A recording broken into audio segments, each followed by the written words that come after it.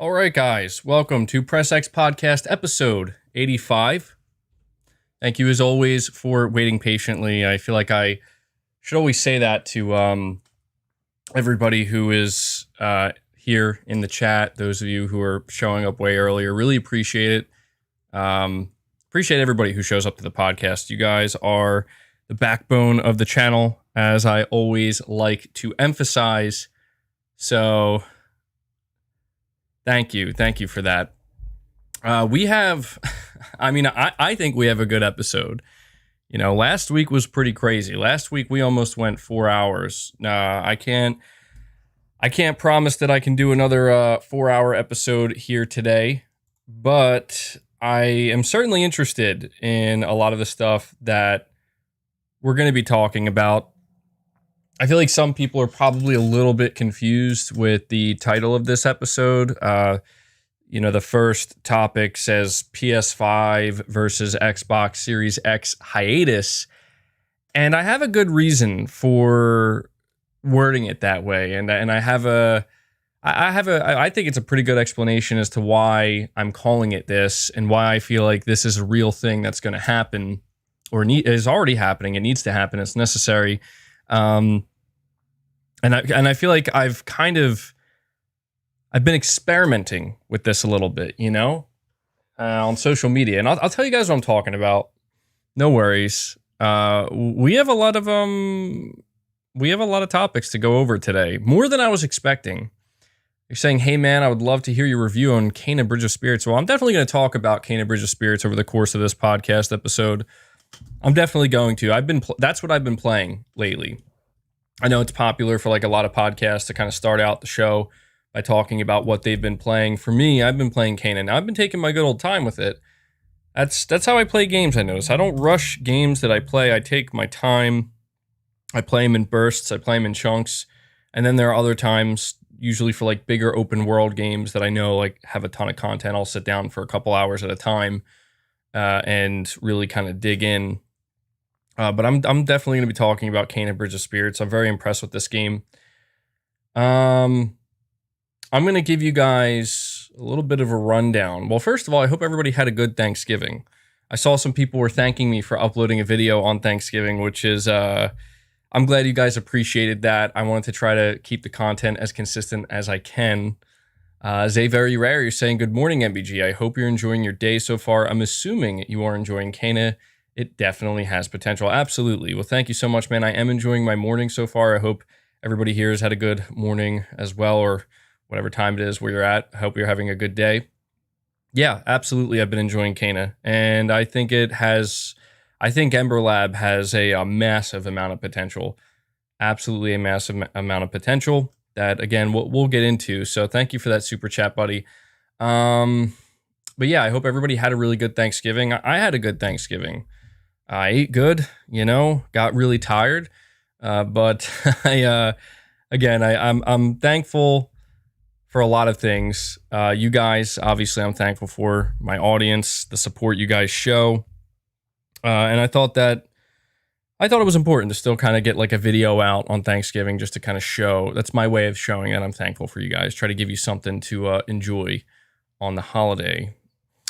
But with that being said, I'm going to give a rundown of some of the stuff that we're going to be talking about today. And I'm still kind of thinking about which topic I want to dive into first, because I really do feel that there's a lot to talk about, a lot of speculation to be had. I noticed that some people are already feeling a little bit upset that I have Halo Infinite as a topic. I think that there's just some interesting conversation happening around Halo Infinite right now. I came across a couple of interesting articles. I definitely want to talk about it a little bit, but I also want to talk about it with the angle of like, Sony is going into more of a multiplayer.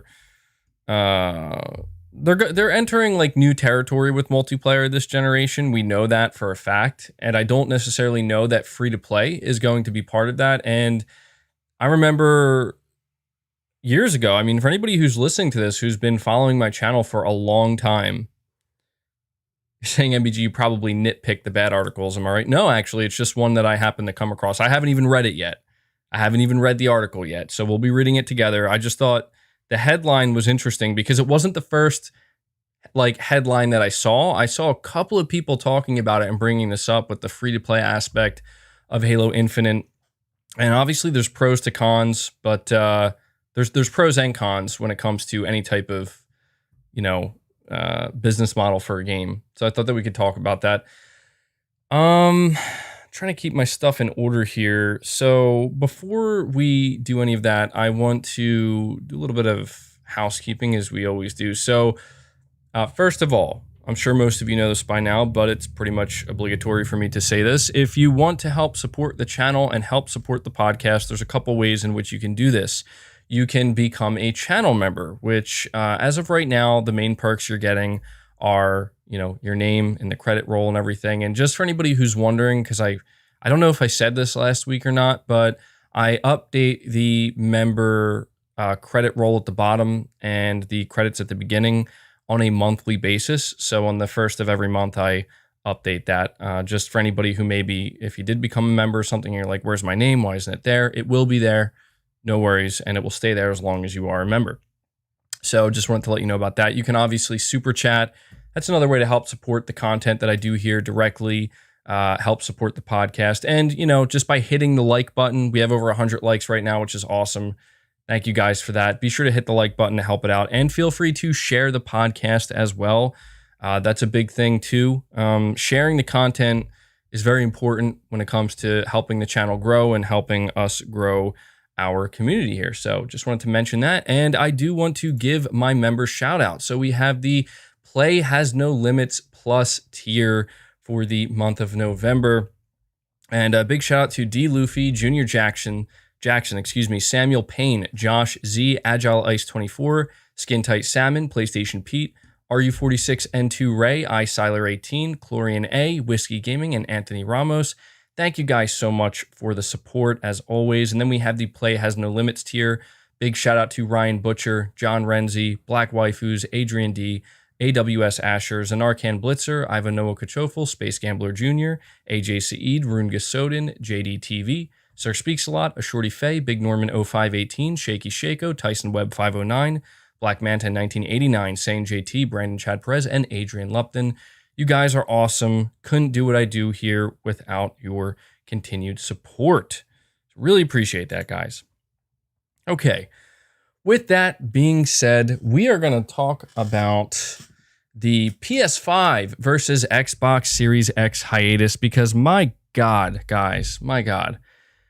You know, there is just a bizarre conversation that seems to spring up anytime this is brought up. Now, maybe I'm just a little confused. I mean, that wouldn't surprise me. I'm always confused.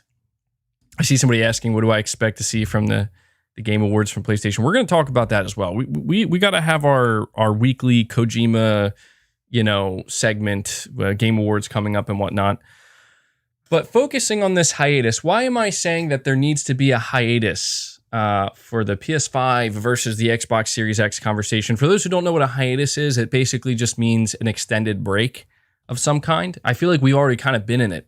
And people have been asking me, they're like, MBG, look, there are comparisons that are still being done. I mean, we still have Digital Foundry doing the work that they do, but we have other content creators and YouTube channels who are also doing comparisons. And what we are continuing to find in these comparisons is that the PS5 continues to, I mean, I want to say surprise. I feel like I have to say surprise because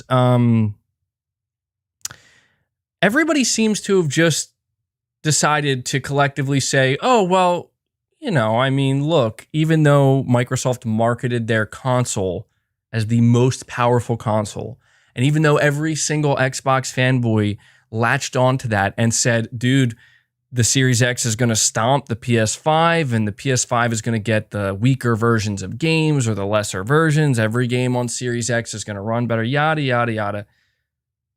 You know how it goes. But that's not to say that Sony didn't have, some hyperbole in there themselves. I mean, come on. We know that they did. We know that Sony and me as well as other PlayStation enthusiasts, we get a little over the top when it's like, power the PlayStation 5 SSD. But I think that's mostly driven by excitement and marketing. The excitement within the marketing of it and a new console launch. I remember last year, guys, I know you remember this as well. I mean, the conversations were intense. People were very, very, very interested, and I mean very interested in knowing, like, what are the differences in these games running on these consoles. And it kind of shocked a lot of people, and I was sure to point it out and call it out and talk about it. It shocked quite a few people when it seemed that the PS5 was actually more often than not, coming out on top with a slight advantage. I have to emphasize it's a slight advantage. I don't want to make it sound like it's some kind of like huge disparity, although there were a few select cases where it was like, whoa, something's going on here, bad optimization. And you guys remember the conversation, we got to wait for the tools for the Xbox Series X, and this is how it's going to be, and these aren't next-gen games, and again, yada, yada, yada, same thing. And I feel like Xbox has made a lot of good moves throughout the year to kind of win back a lot of the mind share across the gaming industry. And now people just seemingly don't care. And I think that it's understandable that they don't care. I see somebody saying LMAO, people fighting over plastic boxes, so pathetic. Well, nobody's fighting over a plastic box. There's nothing wrong with wanting to know, what potential advantages or disadvantages there are for two expensive products that are on the market that are basically offering not the same thing, but very similar things. It's a very common thing. Some people do fight over it. And I mean, when you take it too far, it does get kind of pathetic where it's like, guys, come on, we're losing the forest for the trees here. This is all about competition. This is all about, not necessarily finding a reason to cheer on your favorite team. I mean, you can do that if you want, But I think it's just important because this conversation wouldn't even be a thing if for pretty much an entire year leading up to the launch of the next gen consoles, if we weren't consistently told that the PS5 was going to struggle, that because the PS5 didn't have a certain teraflop count. And I know that some people are gonna be like, why are we still on this? Why are we still talking about it? I actually have a reason for it. I have to preface it though. I have to give context. Context is everything. All right. I know you're not talking about me, Aaron. Don't worry. I know you weren't talking about me. Nicodemus, you're saying sold my Series X for a PS5. Couldn't be happier. I mean, you know, I don't hear people selling their PS5s unless you're a scalper. But I mean, people who are actually buying PS5s to play games, I haven't heard anybody say that they've sold their. I'm sure there are some people for sure, but I haven't personally heard anybody who sold their PS5 because of lack of games or anything. The worst I've heard is people have said maybe their PS5s collect some dust, you know, if they bought it just for like exclusive games and they feel like they're waiting for those games, but I haven't heard any of that. But I'm happy to hear that, man. You know, welcome to the PlayStation side of things, I guess. You know, I hope you find it sounds like it was worth it for you. You're saying you couldn't be happier. So clearly you made the right choice there. I guess I'm just curious so you clearly decided to get a Xbox Series X before the PS5, or I don't know if you had any intention of actually getting a PS5, but it sounded like you had to make a choice. You're either going to get a Series X or a PS5. You decided to get a Series X, and then you decided, actually, never mind. I want to sell this to get a PS5. What was the thought process there? You don't necessarily have to super chat it. I'll try my best to see it in the chat, but I just find that interesting. I see somebody saying some individuals who we won't name because, you know, it's not worth going that deep into it, but you're saying they look ridiculous because they said that a 30%, I can't talk today, 30% power delta. I wonder why they don't. Yeah, I remember that too, man. And it frustrated me. It did frustrate me at the time because, you know, I was basically out here trying to say, guys, like, you cannot look at the specs on paper and just assume that that's the full story. You're saying you got the Series X because it was easier to pick up at first. Okay, that's a good reason. That's a very good reason. That perfectly explains it. So it doesn't sound like you were necessarily well, maybe you were a little bit disappointed, but it seems like the PS5 would have been your first choice if it was available. That's what it sounds like. Let me see. We have Chris B. You're saying the mainstream media basically wrote off the PS5 in performance. That's why the PS5 is doing comparable or even better than the Xbox, and it still makes news. Yeah, and that's something I'm going to start talking about in a minute here. iSiler18, you're saying over on the high-profile Xbox Twitter dudes, they are saying word for word, don't worry about 5 to 8 frames difference after hyping it up at launch. And so that's the thing that's important to understand here. Again, this is why the context is important. Me talking about this, it's not to come out here and be like, well, look at that, guys. The Xbox Series X absolutely sucks. And, you know, all of these people who are excited about it, they're morons. No. It's not like that at all.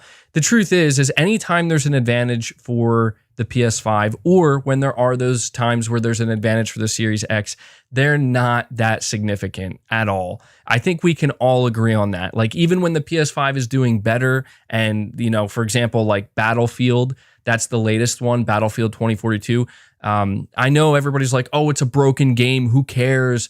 That's not, you're missing the point. You're missing the point entirely. I mean, I'm not saying that Battlefield 2042 being better optimized on the PS5 means that it's, you know, it's the be all end all. That's not what I'm trying to say, but it's just a fact as of right now that it has a more stable frame rate. And some people are like, oh, well, what about the resolution? And I'm like, whoa, hold on. What? Now this is where we're getting in territory where maybe it was just me, but I could have swore that everybody was saying that what was more important is the performance, that the performance is always more important than the resolution, having a steady frame rate, a higher frame rate. Am I wrong about that? I feel like that's what most people were saying, and basically that's what most people were saying more specifically was the most important aspect of next gen. More consistent, better performance. Resolution, you know, I mean, Sony's out here, at least Insomniac is offering 1080p with ray tracing 60 FPS, right? Like, resolution is not the be all end all. I after playing so many games at 60 frames per second, I absolutely prefer performance over a higher resolution any day. Now, if you want to say that, well, having a higher resolution for a game like Battlefield means there's some type of advantage there, well, then fine. There's nothing wrong with that. But I'm just trying to set up the stage here so everybody fully understands, what was being said. VRR tops resolution. Yeah, and these are the things that people come back and they say. They say, oh, well, PS5 still doesn't have VRR, or who cares, Battlefield's a broken game. What about Elden Ring? What about the Elden Ring network test? How come nobody's really talking about the fact that the PS5 is coming out on top in pretty much every area? Now, don't get me wrong, it's a network test. All right, it's a network test. We all know this. We all know that they have plenty of time and they're going to have to further optimize the game for both consoles, and we will have to wait until the final release of Elden Ring to know whether or not the Series X or the PS5 has some type of advantage. But as of right now, based off of the network test, the only thing we have, the PS5 has a pretty significant advantage. But yet people just are like, whatever, no big deal. And I'm just like, hello, like, am I the only one who remembers just how intense Microsoft's marketing was about flexing those 12 teraflops? Am I the only one who remembers just how intense it was, where every single week there was a new video from every Xbox YouTuber talking about how the Series X is going to eat the PS5 for breakfast? And these are just the most recent examples. I saw I wish I could bring it up. I don't have it right now, but I saw on Twitter there was an individual, I think their name was like William Birkin or something, supposed to be like Resident Evil related, but they created like a pie chart, or they created a couple different charts to show all of the comparisons that have been done so far on the next gen consoles between the Series X and the PS5. And they were highlighting in green and blue, basically who had the advantage for each game. And by the end of it, there was more blue than green. There was more blue than green, which means that there are more examples and scenarios where the PS5, it may just be a slight advantage, but it still has the advantage nonetheless. And this is why PlayStation fans left. Absolutely just left and called all these people clowns who were trying to say Mark Cerny doesn't know what he's doing. Like, are you kidding me? Mark Cerny is smarter than all of us combined, probably. The dude absolutely knows what he's doing. And people are trying to come out here and make it sound like, oh, Sony panicked and they had to overclock the PS5 and this is why they chose to do this. And the thing that truly pissed me off so much about it, if you're wondering why, you're saying that list was fake, you might want to do your research. Well, you know what, whether it was fake, it didn't seem fake to me. It seemed pretty legit. It seemed like the dude put a lot of effort into it. But if you want to claim that it's fake, because I can't prove it's not currently, then either way, we can at least agree that the PS5 has been holding its own. It has been holding its own. And I feel the need to go on about this because I specifically remember there were so many times last year and even throughout this year where people would come to me and they'd say, MBG, stop with the FUD, man. Stop with the fear and the uncertainty and the doubt when it comes to Xbox and spreading these false narratives and all this stuff. And I'm like, whoa, look, I'm not saying I'm the most innocent person out there. I've had my time, where I've done a little bit of, been spreading a little bit of FUD myself, which I had my reasons. It's not like I was doing it just for the sake of doing it. But then I see these people who are telling me to do this, to stop doing this, doing the exact same thing. So it's like, you call me a hypocrite, but you're also a hypocrite. At least I can come out here and agree that at times we're all going to be hypocritical. But the whole point of this conversation, I'm going to get to these super chats in just a second. The whole point of this conversation is to make it clear, that this absolutely has to stop. And I'll tell you why. This has to stop because you know what? We see Battlefield, we see Elden Ring, and there were other games. I think it was like The Avengers and maybe Hitman, and I'm sure there's a few others. Maybe, I don't know, maybe more recently Guardians of the Galaxy, where the Series X had like a couple advantages here and there.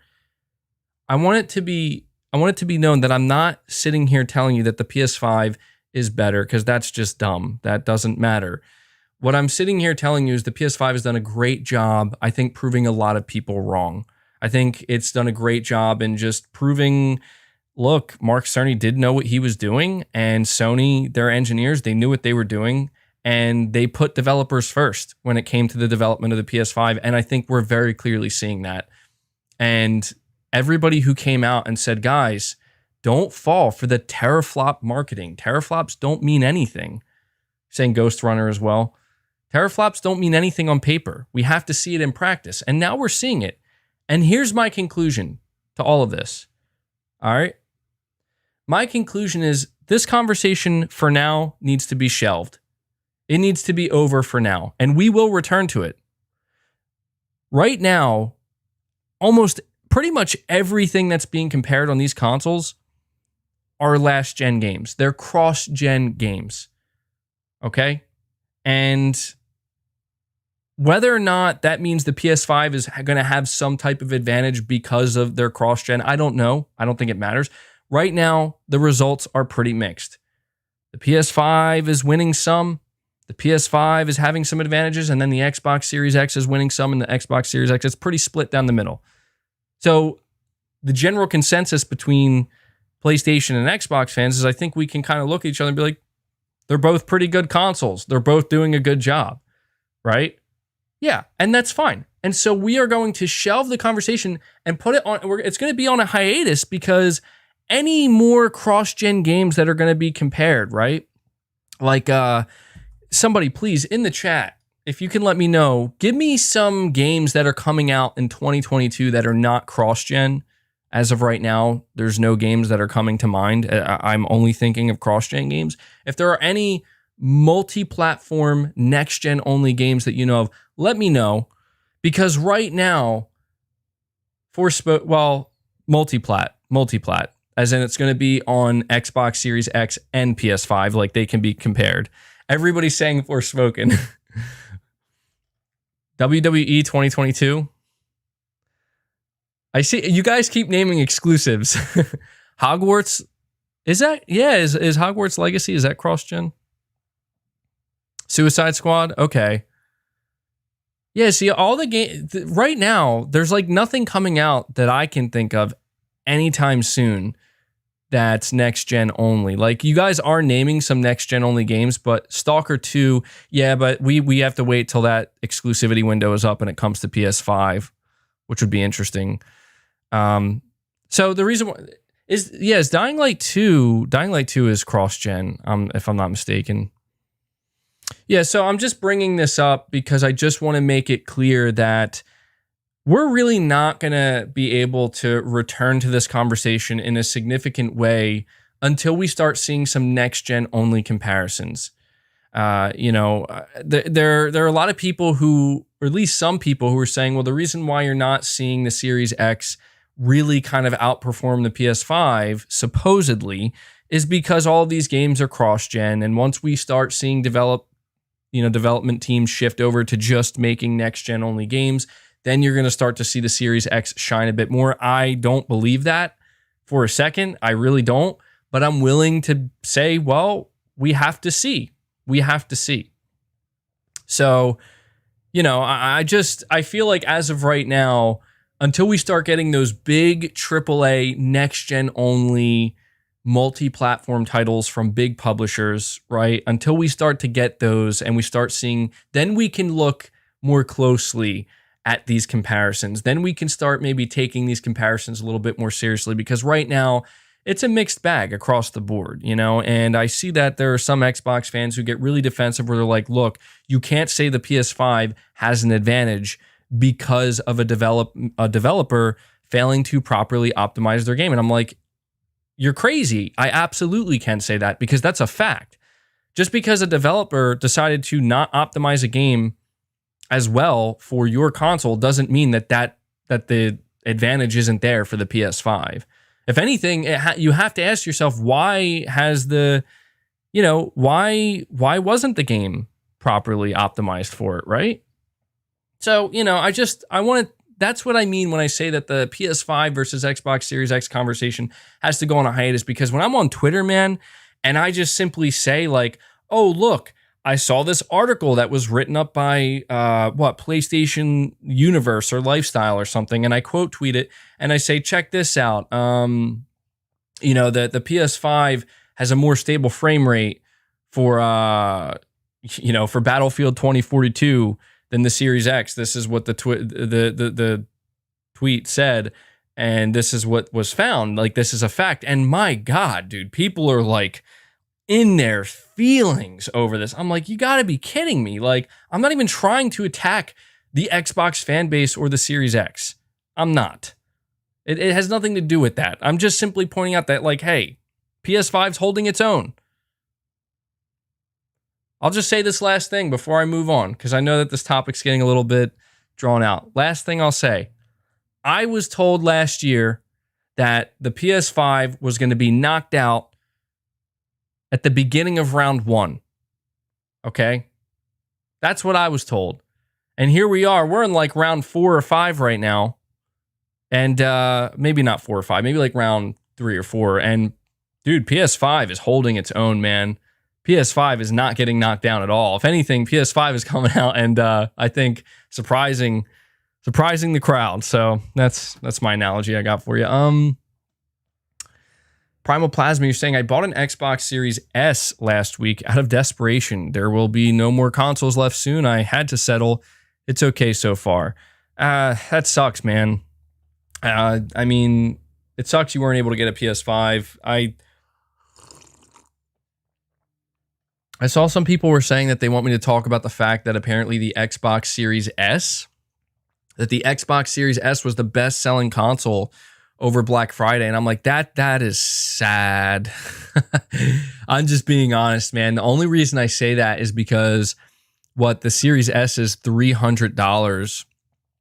And all I can think to myself is anybody who is paying $300 for that, because the Series S is digital only, if I'm not mistaken. Anybody who's paying $300, if you could just shell out that extra 100, and if they were available, that's the huge caveat here. If they were available to buy, oh man, it just sucks, man. Like, you should get a digital PS5. Like, you're getting so much more like that. Even though it's $100 more, you're getting just so much more for your money. It's crazy. So I'm not trying to Primal Plasma. You were saying you were desperate. Look, man, I get it. When you want to have that entry and that's where you got to give Microsoft credit, where they're like, that's kind of what they were hoping for, man. That's one of the main reasons of the Series S exists, is because Microsoft knew that, like, people were going to want to get entry to this, and, them creating a smaller console, it's still relatively scarce, but from my understanding, I think that Microsoft is producing more Series S models than X models. I'm pretty sure that's the case, and this is where you might see that's why they're probably available right now. Yeah, you're saying, MVG, I only bought it because there's nothing left. Well, hang in there, man. I mean, it's going to be rough. The next year is going to be just as rough, which sucks so much, dude.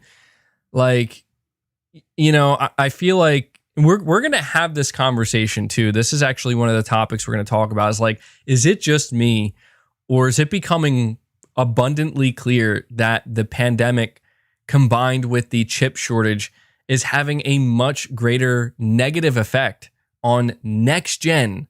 And I'm talking like next gen, like, let's get a move on here. Like, let's get those next gen games. It's having such a negative effect on it, man. And I think it's just it's pushing everything back so much more than I thought it would have, which I think just sucks.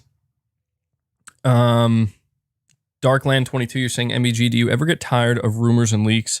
Social media has messed up the magic of game announcements. Everyone seems to be an insider. Absolutely, man.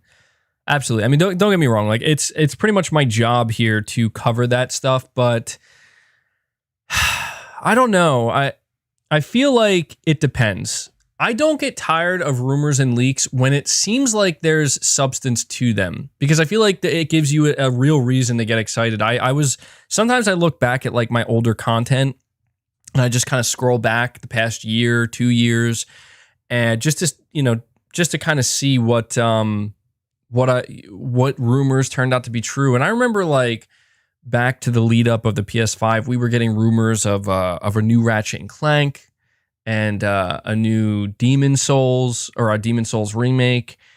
We were hearing rumors of a Spider-Man remaster, and these were things that seemed extremely plausible and did turn out to be true. And so it was like, you know, I looked at those videos and I saw the excitement that people had. And then I also looked at a lot of other videos, like the rumors of a Silent Hill and Metal Gear. And as of right now, we haven't had anything. And, you know, people are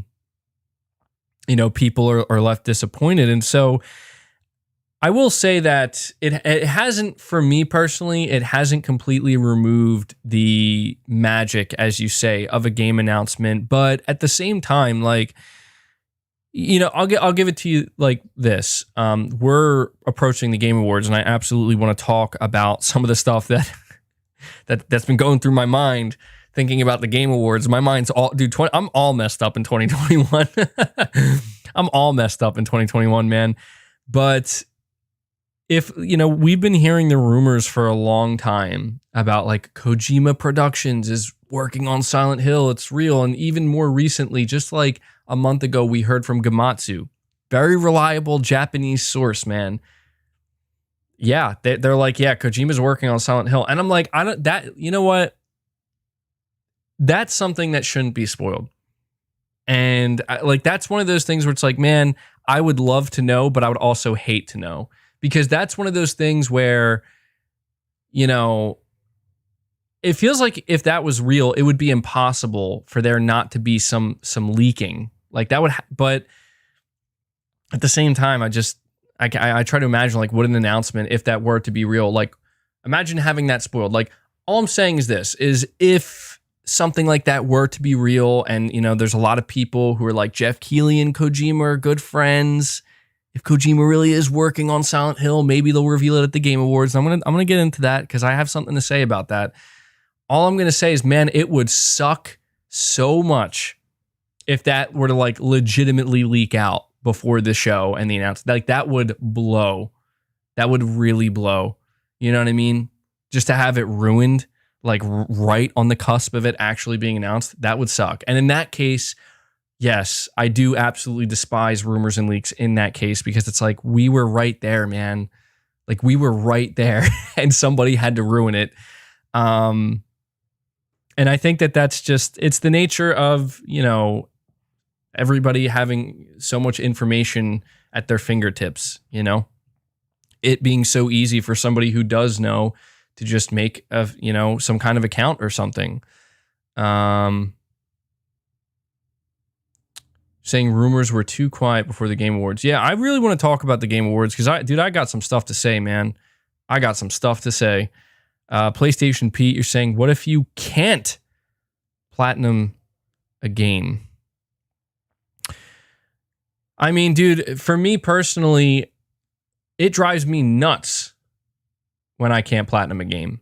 You know, I like the metagame. I like it too much. Like, I need to ask you guys this. Let me know. Am I the only person who, in a way, kind of despises trophies and achievements? I say this because the way my brain works, ever since I started playing video games that offered trophies and achievements, it was over for me, man. Like, my brain just is like, yep, gotta do them, gotta get them, you know? And it made me just look at gaming differently, and I didn't want to.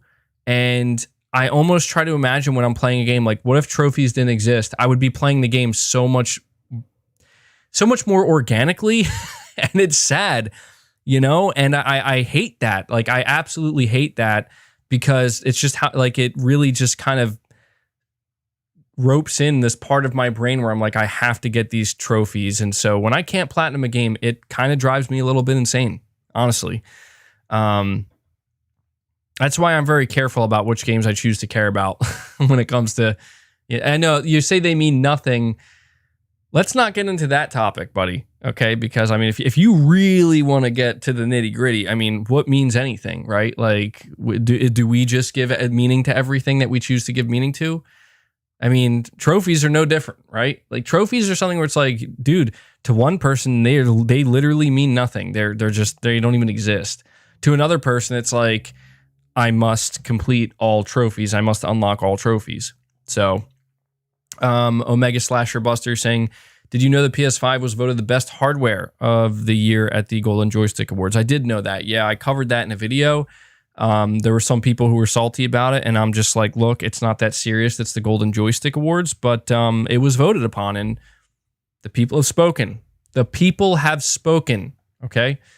Kendall Fire 22, you're saying the Xbox Series S is readily available. I bought one on a whim after seeing that it was in stock for 12 plus hours to go with my PS5. That's crazy. Yeah, I'm going to be honest, guys. It seems like Xbox sales are not really that strong. I mean, they're not that weak, but you know, compared to the PS5, the Xbox just isn't holding its own. It's not. It's almost like a 2-to-1 situation. And I'm not, you know, look, I'm just saying that's the fact. I know that there are going to be people who jump on me and they're like, sales don't matter. Microsoft doesn't care. Whoa. I know. Microsoft doesn't care, okay? Microsoft has made it clear that the console is just a means to an end, you know? Console sales are absolutely still important to Sony, much more so than Microsoft. So, if anything, it makes sense. It makes sense to see it happen this way. Oh, man, I hope today's not going to be a struggle. My throat's bothering me a little bit. I might just have to bring the microphone closer to my face and talk a little bit quieter so as to preserve my voice. I think it might just be the dry heat, you know, could be the weather. I don't feel sick or anything. My neck's been bothering me a little bit. So I don't know. Probably should go get that checked out. But I'm a stubborn person like that. All right, so Darkland 22, you're saying US prefers Xbox while Sony's preferred worldwide. Yeah, that's true. That's definitely true. Sony has that worldwide advantage. Michael Lynch, you're saying, honestly, the excitement of knowing a Silent Hill is on the way would overtake the disappointment of being spoiled. I'd rather know it exists. Yeah, I get that side of it too, man. I get that side of it too. It's almost like, I feel like a good middle ground when it comes to leaks and rumors is I would absolutely love to just know, like, okay, like this is a thing. You know, like, I think a good example of this is the Metal Gear Solid 3 remake. Apparently, this is a real thing. Like, this has kind of been leaked out where Virtuous Studio is working on it. And it did leave me a little bit disappointed because it's like, well, that's not the studio that I thought would be remaking such a beloved game like Metal Gear.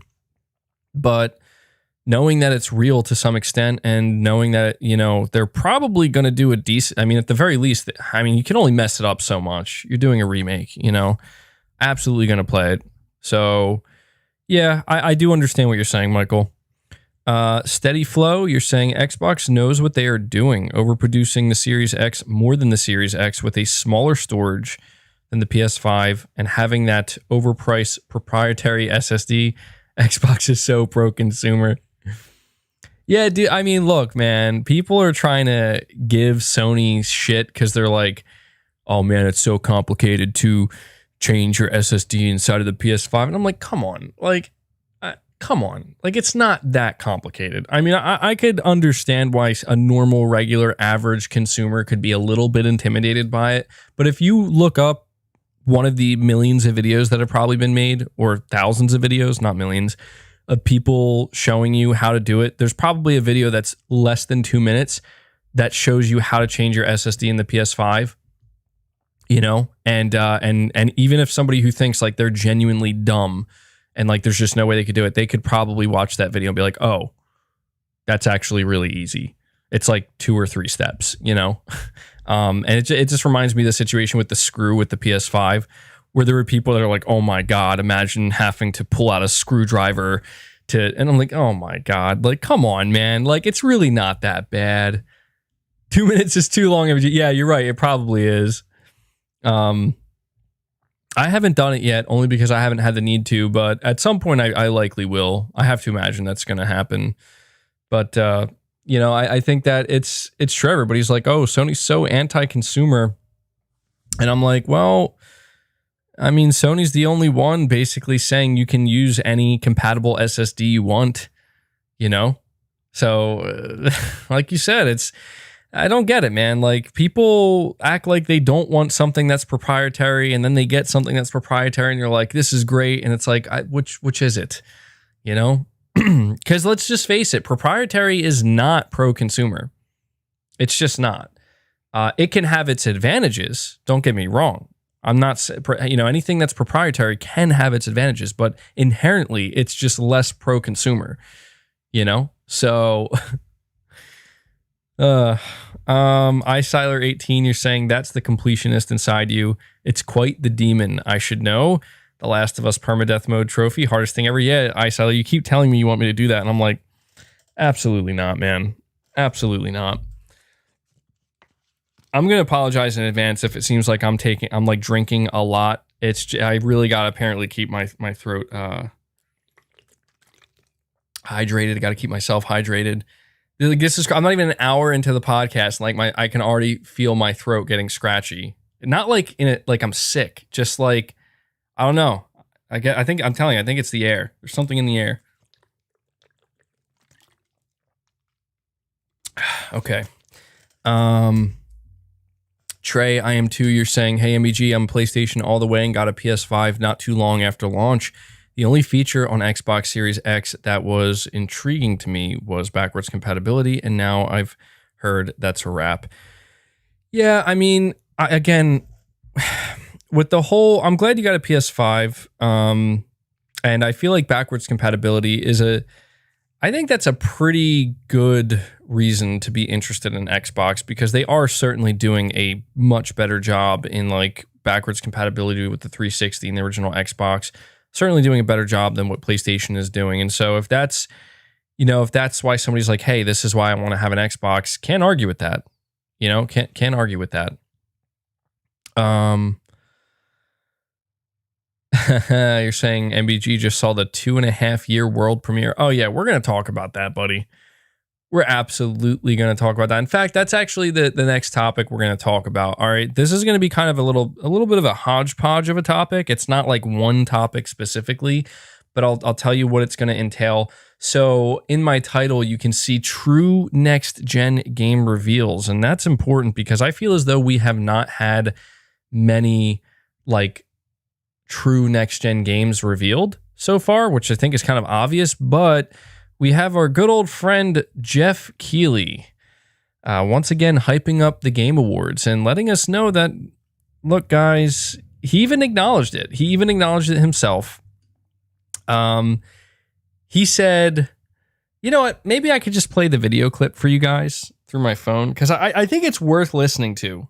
I do think it's worth listening to, because there's a couple of things here that I think we should acknowledge. Let me find it for you guys for a second. But we're not just going to talk about the Game Awards. I mean, the Game Awards are going to be a big part of this conversation because we're just, how many days away are we from the Game Awards? We got 1, 2, 3, 4, 5, 6, 7, 8, 9, 10, 11. So we're about 11 days out from the Game Awards, which means it's fast approaching. And I said this last week, but I feel as though I should say it again. For me, the Game Awards are the last stop. I feel like the Game Awards are kind of the final, pretty much the last event of the year. Nothing major is going to happen unless Sony decides to do something, which they could. But more, the way it usually goes is Sony and everybody else, once the Game Awards are done, they're done. And that's pretty much it for the year. Angry Dog, you're saying, do you think the OLED C1 is the best TV for games? I honestly couldn't tell you right now, man. I couldn't tell you mainly because I haven't really been doing much. I haven't really been doing much research into TVs lately. So I want to say it's probably a great TV. Like, it probably is. But I would somebody saying it is. I mean, I haven't done any research, so I would have to look into it. But I mean, there's plenty of channels that are dedicated to TV stuff, man, and I'd highly recommend it. I mean, checking out I don't know the channel names off the top of my head, but point is there's a bunch of channels that are out there that'll tell you whether or not. Why can't I find this? Okay, I got the video here. All right, so question mark, you're saying, what's up, brother? I think this whole console war is getting a little tiresome. It's annoying. Yeah, no, I agree. I think it's always expected that when you're going up to the launch of new consoles, you know, together, like with the PS5 and the Series X and S, it's absolutely going to cause a little bit of a war because people are going to compare them naturally. And we're removed from that now. But I really do feel it's going to be important to pay attention when next-gen games start dropping to see, like, you know, are either of these consoles actually truly going to have any significant advantages, or is it just going to be like this for the remainder of the gen?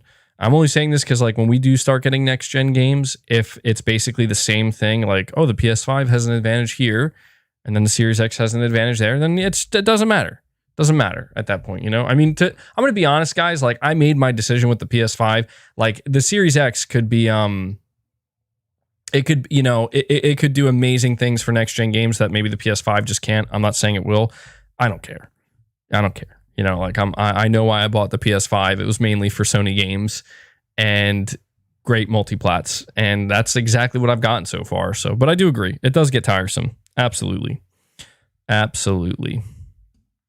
Zay Very Rare, you're saying, as of right now, I really hope that they announce a Bloodborne PS5 Remastered Edition at the Game Awards. I want to experience that game at 60 FPS. That would be amazing. I didn't even think of that. The idea of... we've been hearing about Bloodborne for a long time now. By the way, guys, please let me know in the chat. I have the mic very close up to my mouth, and I don't want to like speak too loudly into it. Like, I hope I'm not like destroying your speakers or anything. Let me know how it sounds if you think I should move it back, because I'm trying to talk at like a lower tone here to preserve my voice. I just want to make sure I'm not, you know, destroying anybody's speakers or anything. Saying it's fine. It's good. It's okay. Okay, just making sure, because I can see on my end it's like it's going into the yellow. So, all right, we have. But yeah, Zay Very Rare, that'd be amazing, dude. I would absolutely love to get a 60 FPS Bloodborne.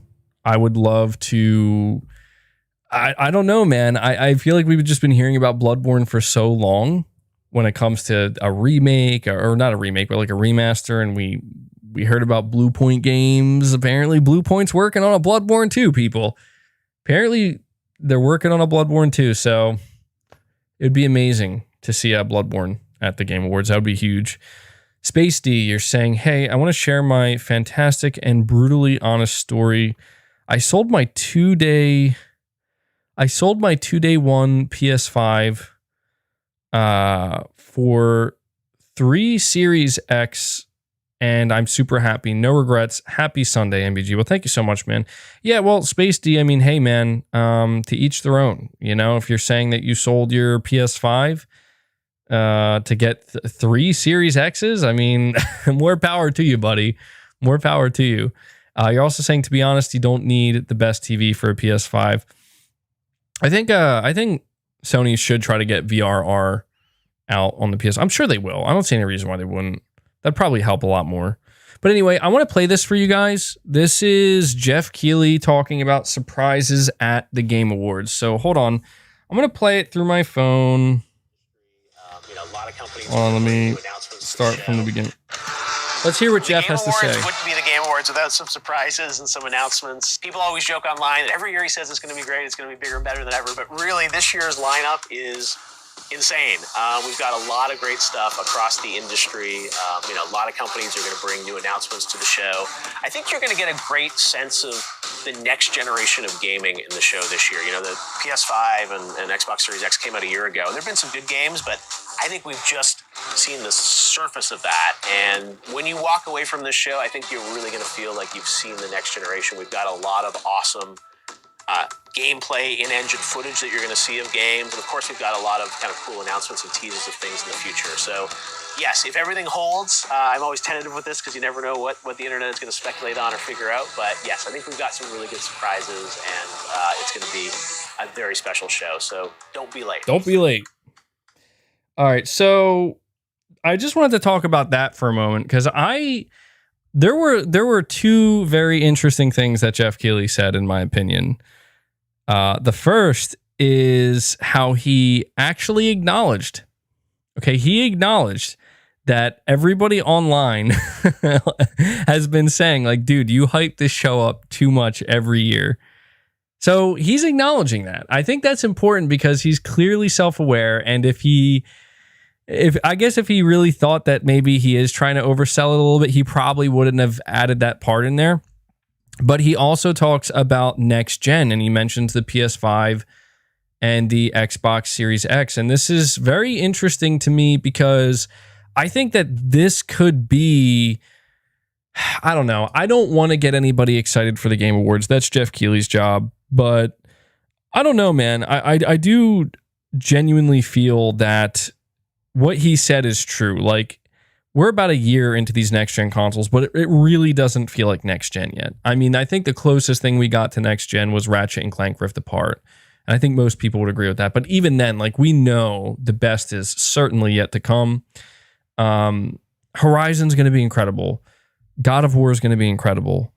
GT7 for a lot of people is going to be incredible. And nothing's going to take anything away from those games. But there's just this general sense, and I can only speak for myself, I have this general feeling that there's just not enough next-gen games announced at all. I put Spider-Man in my thumbnail for two reasons. One, because Spider-Man 2 is pretty much alongside Wolverine. I'm not even counting Wolverine, though, because it's a couple years away. Spider-Man 2 is pretty much the only next-gen game, I think, that is announced for Sony. So I don't know, man. Like, I'm gonna have to assume that Jeff Keighley's not overhyping things right now, and that we are. I know there's Wolverine. I count that too, but the only reason I don't count Wolverine so much is only because I feel like, yeah, it's gonna be next gen only, but it's quite a ways away. You know, I'm talking about stuff that's like, you know, has a release window of like maybe late 2022 or early 2023, which a game like Wolverine is likely not going to come out until sometime in 2024, which is fine, you know?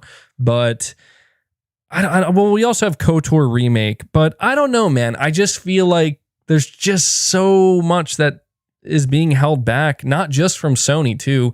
That's the important thing as well, is we're not just talking about Sony. I mean, every publisher, you know, every major game publisher, I feel like, is holding back these next-gen game reveals. And I don't know. I'm just going to say, as a PS5 owner and somebody who is fully invested into next-gen, it genuinely does get me excited when Jeff Keighley says, look, we're going to have more next-gen game announcements at this show. And he thinks that people are going to walk away from the show feeling like, okay, I have a better sense of what next-gen actually is going to be.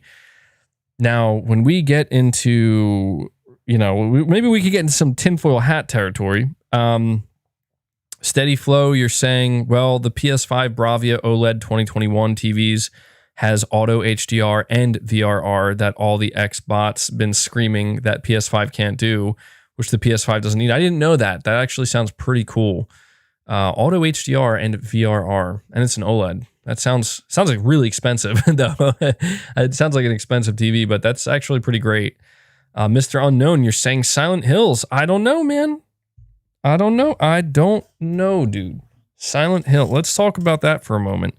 Jacob, you're saying, I'm not shy to admit that I hate on you a bit, but give new chances all the time. Why? Because I love you, but my brain is like an inner demon, like me versus me. Love you, actually. Well, so it seems like there's a bit of conflict going on there, Jacob. Bit of an inner conflict there, but either way, I appreciate it. I mean, hey, you know, you're saying you like to give chances and saying you love me. So, hey, man, appreciate the support, buddy. Really appreciate it. Thank you so much. Josh, you're saying, have you filled your bags with XRP?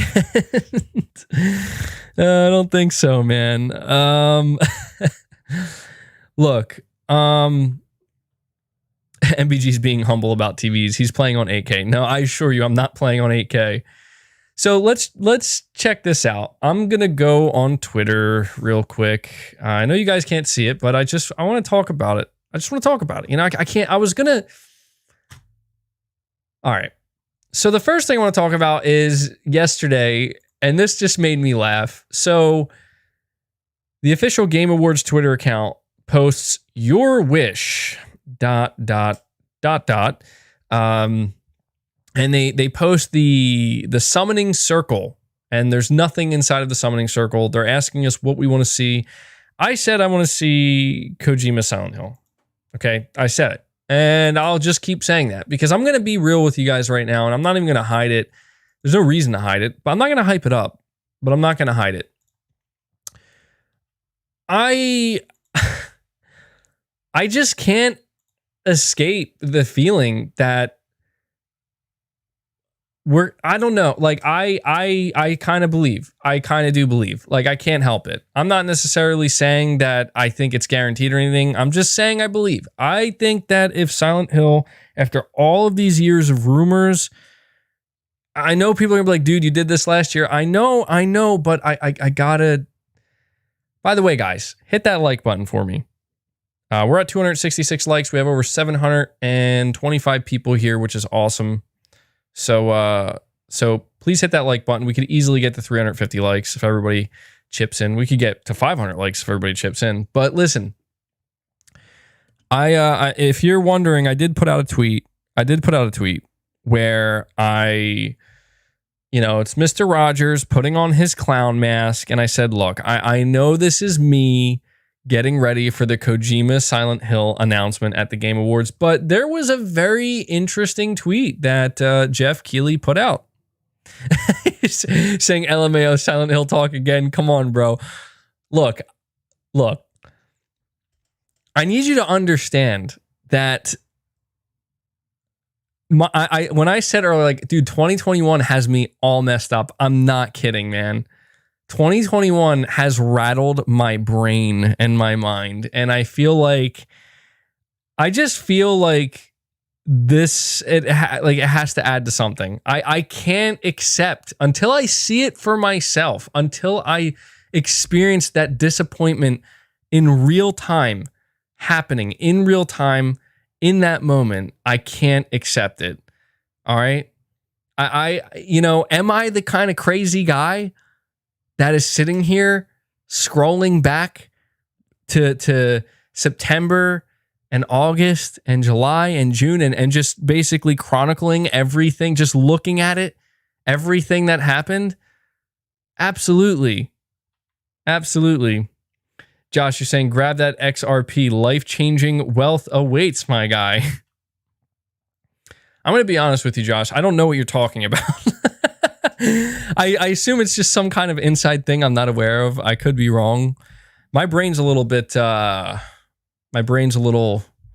fried today. So MBG, why do I have a feeling you'll lose it if it's multiplat? No, dude. No. Not going to lose it if it's multiplat. I just I want to read this tweet that cryptocurrency. It's a crypto. Okay, that's why I didn't know what it is. Yeah, I don't know, man. I don't get it. I don't get into. I don't roll with that. Look, I want to read this tweet that Jeff Keighley put out 13 hours ago. All right, I'm going to read it to you guys word for word.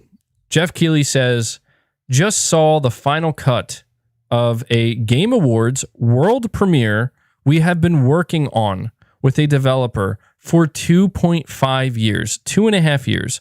Truly honored we are entrusted to share this work with the world." Okay? Look, I don't know what you guys think of this tweet, but dude, this has got Kojima written all over it. I'm being honest. Like, that tweet has Kojima written all over it, man. I would be shocked if he's not talking about Kojima. I feel like there's a lot of games. I mean, look, I understand that Jeff Keighley's putting out tweets like this specifically to rope in people like me, because it might not be Kojima. The truth is, he could be talking about anybody. He could be talking about the BioShock game. He could be talking about Sony. He could be talking about Microsoft. I saw some people say, oh, he's definitely talking about Hellblade 2. And I'm like, but wait, then Hellblade 2 already had its world premiere at the Game Awards in 2019. You know? I just think, how could it not be Kojima? I'm not saying it has to be Silent Hill. I'm not even saying it has to be PlayStation related. It could even be Kojima's rumored Xbox game. I'm just saying, how could this not be Kojima? You know, like from 2019. Well, I don't know. I mean, I don't know. Now that I'm thinking about it, I don't know. 2019 is when Death Stranding did release, so I just can't help it, man. I can't shake it. I can't shake the feeling. I'm very... You're saying Hellblade is not something that Jeff is tweeting about, MBG. Yeah, I mean, I would like to see Hellblade, but he's talking about a world premiere. All right. So a world premiere implies that it's a world premiere. It's brand new. Like it's being premiered to the world for the first time. I guess it could be like a gameplay of a game, but I just think with all of his next gen talk, Jeff Keighley's hyping up next gen games. I think that this is going to be something big. Look, maybe I'll fall flat on my face with disappointment, but I don't know, man. Like I feel like the Game Awards has to be a bigger deal this year. Jeff Keighley just straight up acknowledged the fact that big game announcements make the Game Awards what they are. Like the Game Awards relies on it. Like he doesn't hide it anymore. He's not hiding it. And I think that's good because it's true. Like people are just straight up admitting like we don't even tune in for the awards. We're tuning in for the announcements, and that's just the reality of it. Jeff Keighley's not dumb. He knows this, but he knows that he also wants to get more viewership. And so what do? Give the people what they want. Guys, I'm like a crazy person. I really am, because look, I'm on Kojima's Twitter right now, and I'll admit I haven't been following Kojima's Twitter as much. I really haven't been.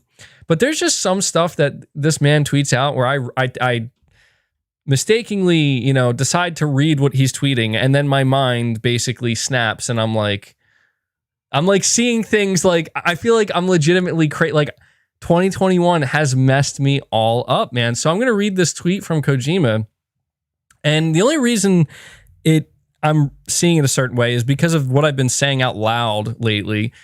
It's about a book called The Sanatorium. And he says, The Sanatorium by Sarah Pierce. A hotel in the Swiss mountains. A detective on leave is there. A bizarre series of murders. The tools are all there.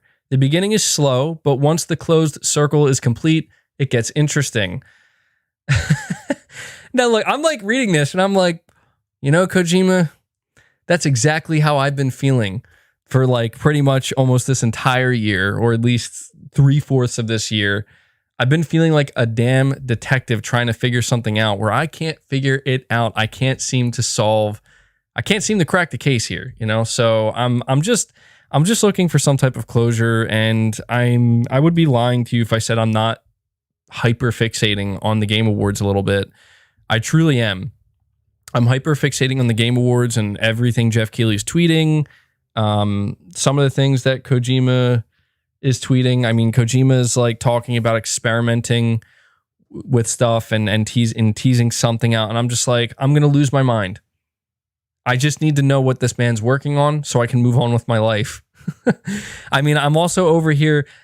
I saw people were bringing it up to me last week. They're like, oh, you're going to talk about Hassan? Hassan tweeted out a teddy bear in mocap. And I'm like, I can't go there anymore, guys. Like, I'm going to legitimately lose my mind.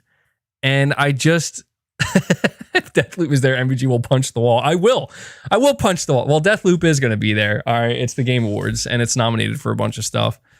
Darkborn, you're saying a good chance The Last of Us Factions shows up with a possible beta date coming up. It was in production for years and was originally coming out on launch. Oh, that'd be dude, that'd be amazing. I would like to see Guerrilla's second project. I would like to see The Last of Us factions or multiplayer. Absolutely.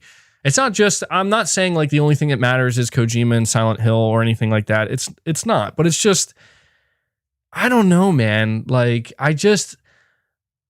so look, I'm not trying to bring this up again. I'm going to bring it up again. I'm just going to bring it up again. You guys are just going to have to accept it. All right. This is just part of the pod. It's going to happen. I told you, I warned you guys last week. We're going to have certain sections of the podcast on a damn near weekly basis until the end of the year. I got to bring it up. I was just, I saw what Jeff Keighley tweeted yesterday, and I was, I saw that he, he's putting out the summon circle and he's asking people a release date for Ragnarok, Young G. That'd be pretty good. I'd love that. I think that's plausible. But I'm looking at this. I'm like, and I was just trying to be funny, but I also kind of wasn't. Like, I know people are like laughing because I tweeted out that picture of Matthew McConaughey like smoking a cigarette, looking like a crazy person. Saying Kojima Silent Hill. That's what I want to see there. But I legitimately feel like that photo, because after I put that out, I'm just sitting there and I'm pondering myself. I'm like, there's just no way. There's just no way that this is all for nothing. And so I went back and I was like looking at, the Blue Box Twitter and what people were saying and all the stuff that was happening. And one of the strangest things to me looking back on it, that I feel like there was just a lot of things that were really strange. Okay. And the further I get away from it, the easier it is to kind of really pick out the really, really strange stuff.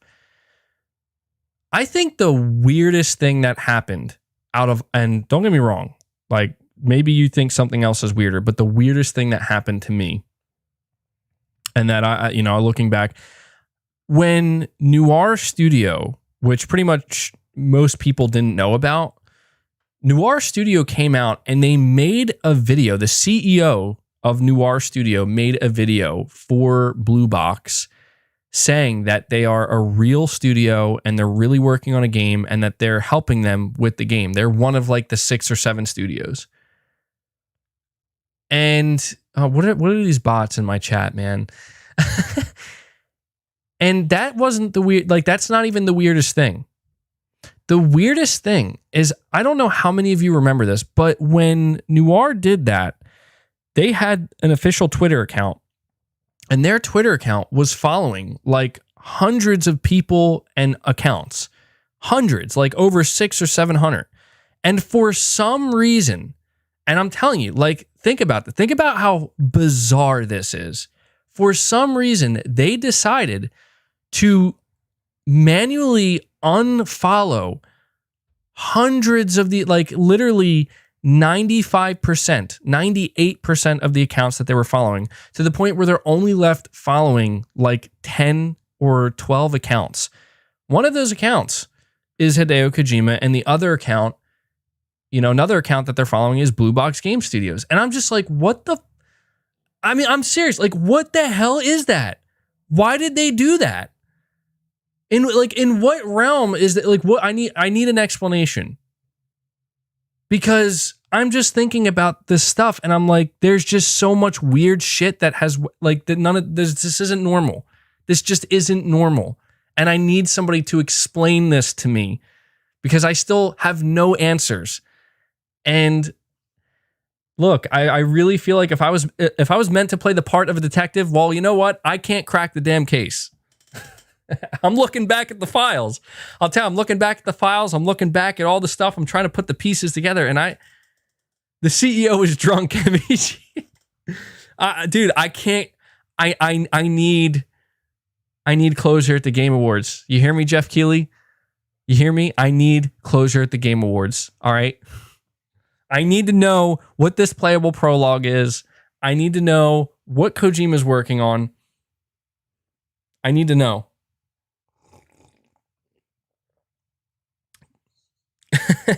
But can you guys at least understand where I'm coming from, right? How, like, in what realm is that a normal thing to do?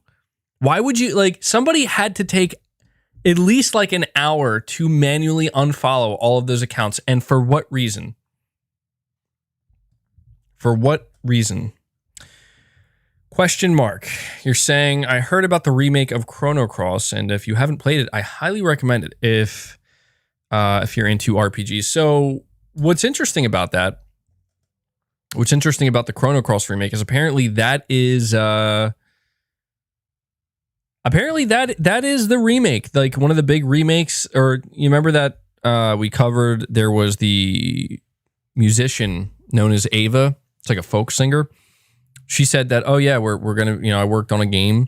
It's a big PlayStation remake. It's going to be revealed in December or at Christmas. And apparently the game is Chrono Cross. And here's the thing. I don't know anything about Chrono Cross. It's just not a game I'm familiar with. And so I just, I saw that people are like, yeah, dude, this game's incredible. Like, a lot of people would be very excited for a Chrono Cross remake. And apparently it's going to be multiplat, but it's not going to, it might not come to Xbox. It might be multiplat though. And so, yeah, I see you guys mentioning it. Let me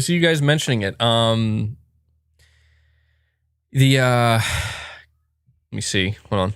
Yeah, Kojima Productions opening up a new studio dedicated to film and TV in LA. I don't know, man. I don't know what's going on. I'm looking forward. See, I know that something's going to happen. I mean, at some point we will get our answers. That's a fact. That is a fact here, people. Okay.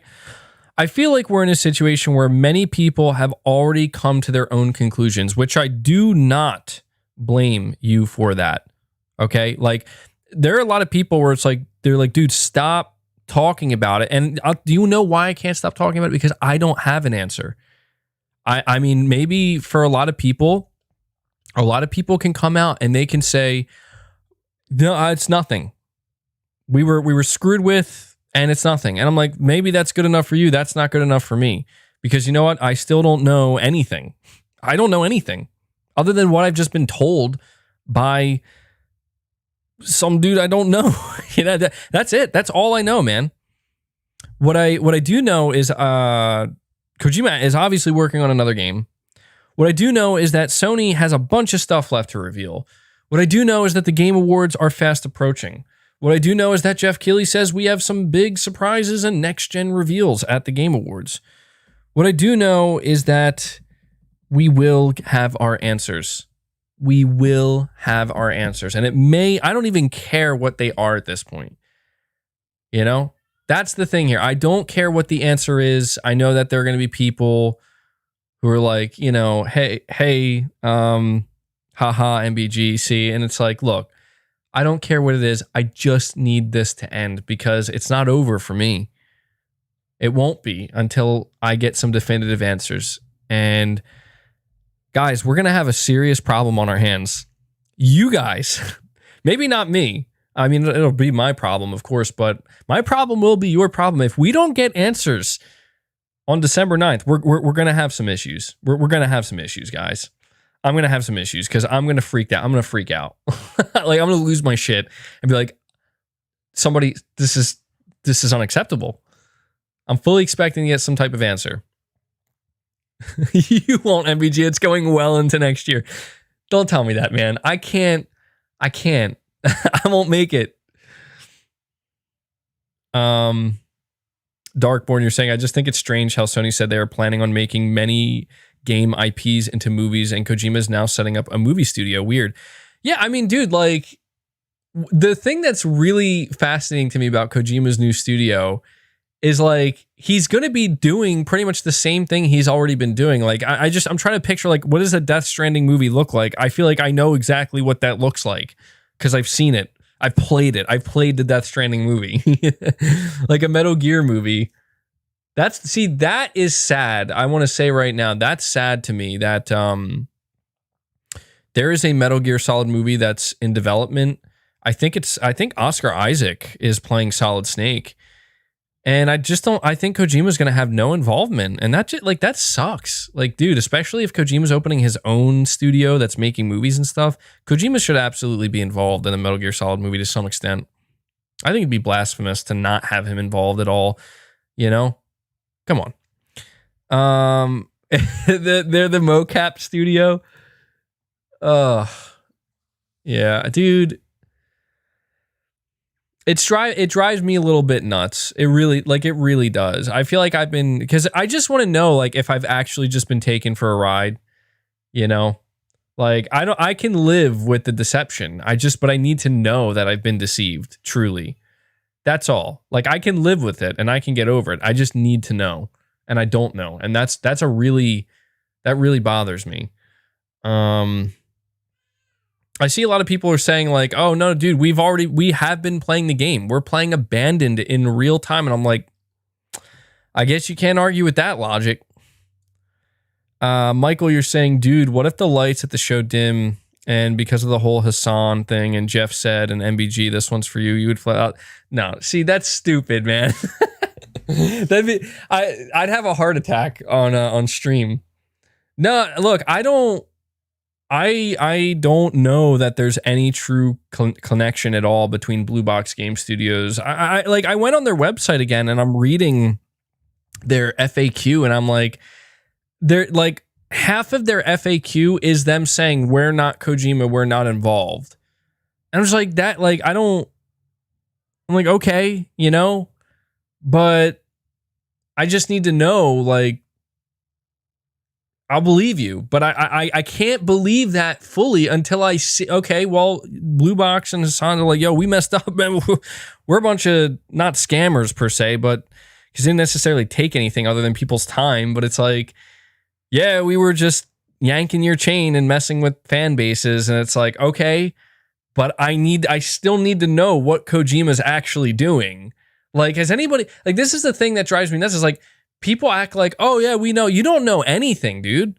Like, you don't know anything. The only thing we've heard when it comes to rumors are Kojima's working on a cloud Xbox game or in talks with Xbox to work on a cloud Xbox game. And the other thing we heard is the same thing we've been hearing, which is, oh yeah, Kojima is working on either Death Stranding 2 or Silent Hill with Sony. Like, we still don't effing know. And this is why when I look at Jeff Keighley's tweet and he's like, we've been working on this reveal for 2.5 years. I'm honored. Like, gee, I wonder what you could be talking about, Jeff. I really wonder.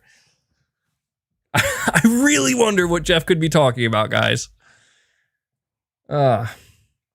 See, it's so funny because I remember there was a point in time where people were like, oh, MBG's in on it. MBG knows. Do you really think this, like me as a crazy person right now, do you think I'd be talking about this the way I am if I actually knew?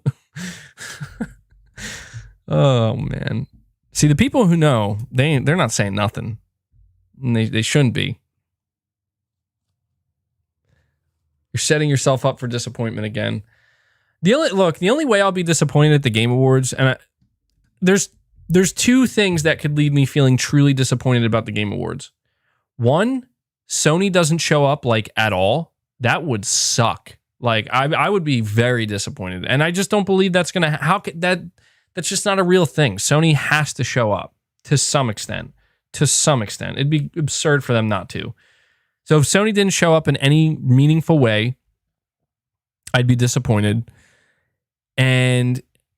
Or if Hideo Kojima is nowhere to be found, if he's just like not part of the Game Awards, I'll be pretty upset because I'd be like, this just feels like the time. Like, I mean, how much longer are we gonna have to wait to find out what he's working on? You know, and that those are the things that would leave me disappointed.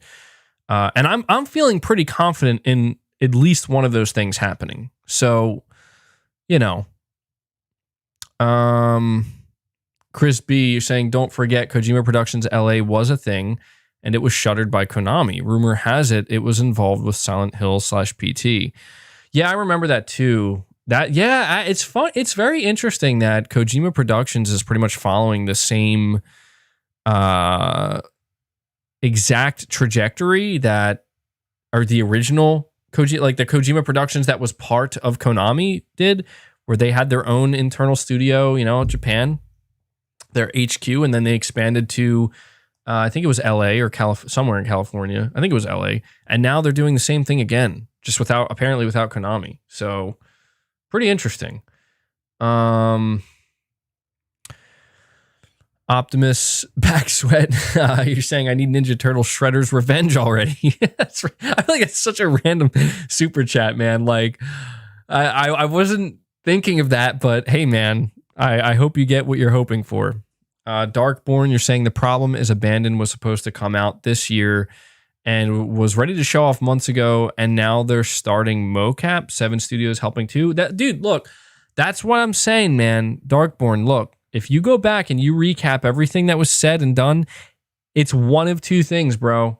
It's one of two things. It's we were either played big time and it was allowed to go on for like months. And this, we just got played. Like we got hardcore played by somebody who was just looking to troll. Or there's a reason for all of this being said and done the way it is. Dude, I don't know. I when I tell you, like, I am, as we get closer, I've been working real hard to not lose my mind over this since it all went quiet. And I've just been like, I'm not going to pay much attention to it because it is what it is, but I really want to see what's going to happen at the Game Awards. Like, I really want to know what this all is. I just want it, like I said, I just want it to be done because it's not done. Like, it's just not done, man. Everything went quiet, but I'm over here. I'm like, I feel like I'm left out in the street looking around like, where'd everybody go? Like, what just happened? But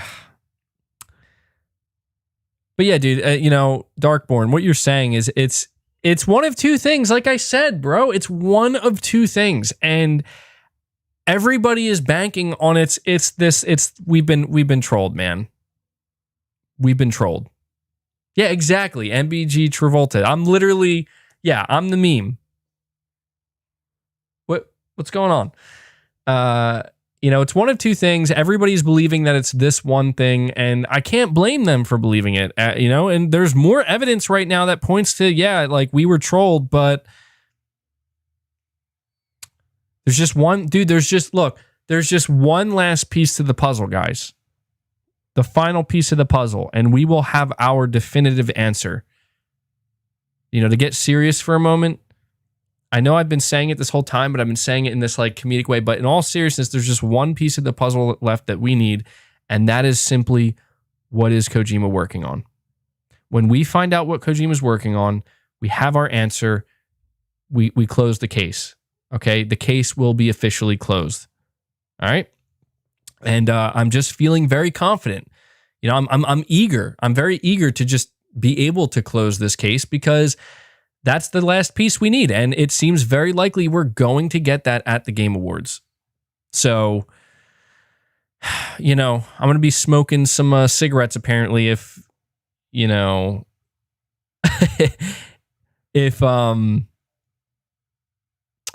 we get the Game Awards and there's just no Kojima.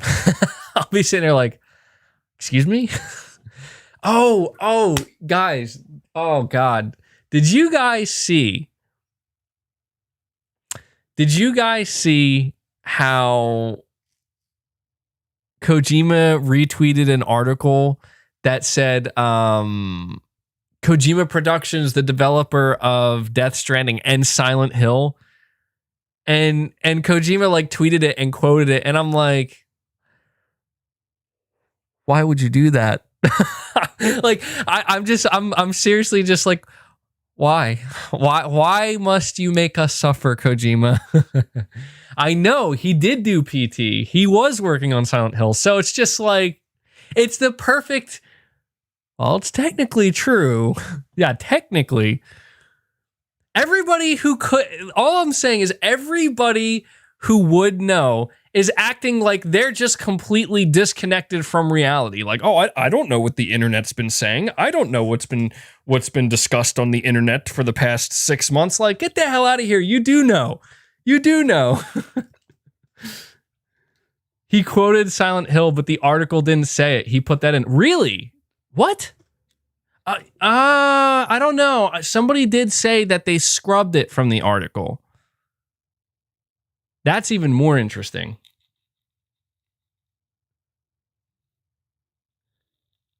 Yeah, I mean, I see you, Erfin. He said Kojima posted a picture of they were doing some type of experiment. There were like 3 people. There was somebody in suspenders with their back turned to the camera. Everybody, you were saying that like it looked like it was Mads Mikkelsen. I don't think it looked like Mads, dude. And apparently the guy that was walking by that everybody thought was Norman Reedus, because the picture was blurred. I admit it did look like Norman Reedus, but everybody's like, that's most likely Yoji Shinkawa. And I'm like, actually, yeah, that does look like that's exactly who that is. But the person with their back, the person who was wearing the suspenders with their back to us, I don't know, man. See, this is where I feel like I'm going crazy again, because I'm like, this could be nothing. This could just be random employees at Kojima Productions. No one wears suspenders in Silent Hill. No, I know that. I'm just saying that person in particular, who they look like the person was almost standing on a ladder or 2 ladders or something, or tables. It was really weird. Look at it again. I don't know. I feel like I'm already losing it. I feel like I've already lost it. You know, I don't want to keep talking about it too much, because I know that some people don't like it, but I feel like, look, I feel like it's fair. I feel like it's fair for me to talk about it since we're close to the Game Awards, all right? And I'll probably talk about it more as we get closer. But I just want to say, like, the only thing I can't really figure out here, because I know I'm kind of a broken record and I'm repeating what we said last week, but I don't know, maybe there's some new people here.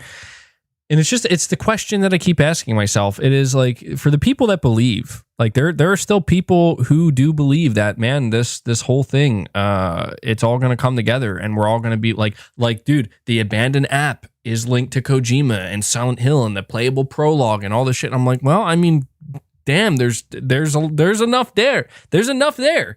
There's enough there to make you think there's something weird going on here for sure, you know? But all I can think to myself is, look, like how does that come together? How do you pull this off without everybody being ultra pissed off?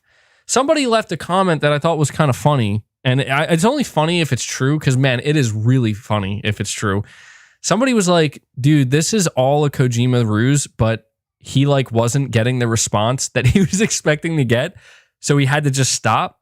And I'm like, that would be funny, you know. That would be super funny if it's like, I got this great idea, this perfect, you know, this perfect ruse that it's really going to be next level, and then like everybody disliked that. It's like, oh, my bad. All right, let me see here. We have Space D, you're saying the drought is real and deep. I think it is, man. I'm going to be real. Like right now, it feels like there's a drought. Not only because Sony isn't really releasing anything at the moment, but just because I don't know. I just wasn't satisfied with this year, man. I hate to say that, and I know it makes me sound like ungrateful, and I know that people are gonna be like, "Dude, you're never gonna be satisfied." NBG, but I feel like I'm not satisfied with 2021, and I feel like that's mainly because there was just a lot of stuff that probably, I mean, it didn't probably get pushed back. It did get pushed back. A lot of stuff was delayed, and you know, the chip shortage and everything. And I'm just like, I had some great experiences this year, but I don't know, man. I'm ready. I'm ready for like the next chapter. I feel like I've been ready, and I could be wrong, but my hope is that the next chapter of like, okay, now we're gonna, you know, the big stuff's coming, man. Like now we're getting to that point. I feel like the next chapter possibly kicks off with the Game Awards. If what Jeff Keighley's saying is true, and he has like these big announcements, man. Also, I want to say this. This is important, and then I'm probably gonna move on after this, but I do want to say that I think people don't fully realize, like, the Game Awards gets a ton of viewership. That's important for me to say. I'm not saying this to defend Jeff Keighley or the Game Awards, because I have no idea, man. Like, the Game Awards could be ultra disappointing. Ultra disappointing. We don't know. All I'm going to say is that he does get a lot of viewership, and the viewership of the Game Awards has been like almost doubling like each year.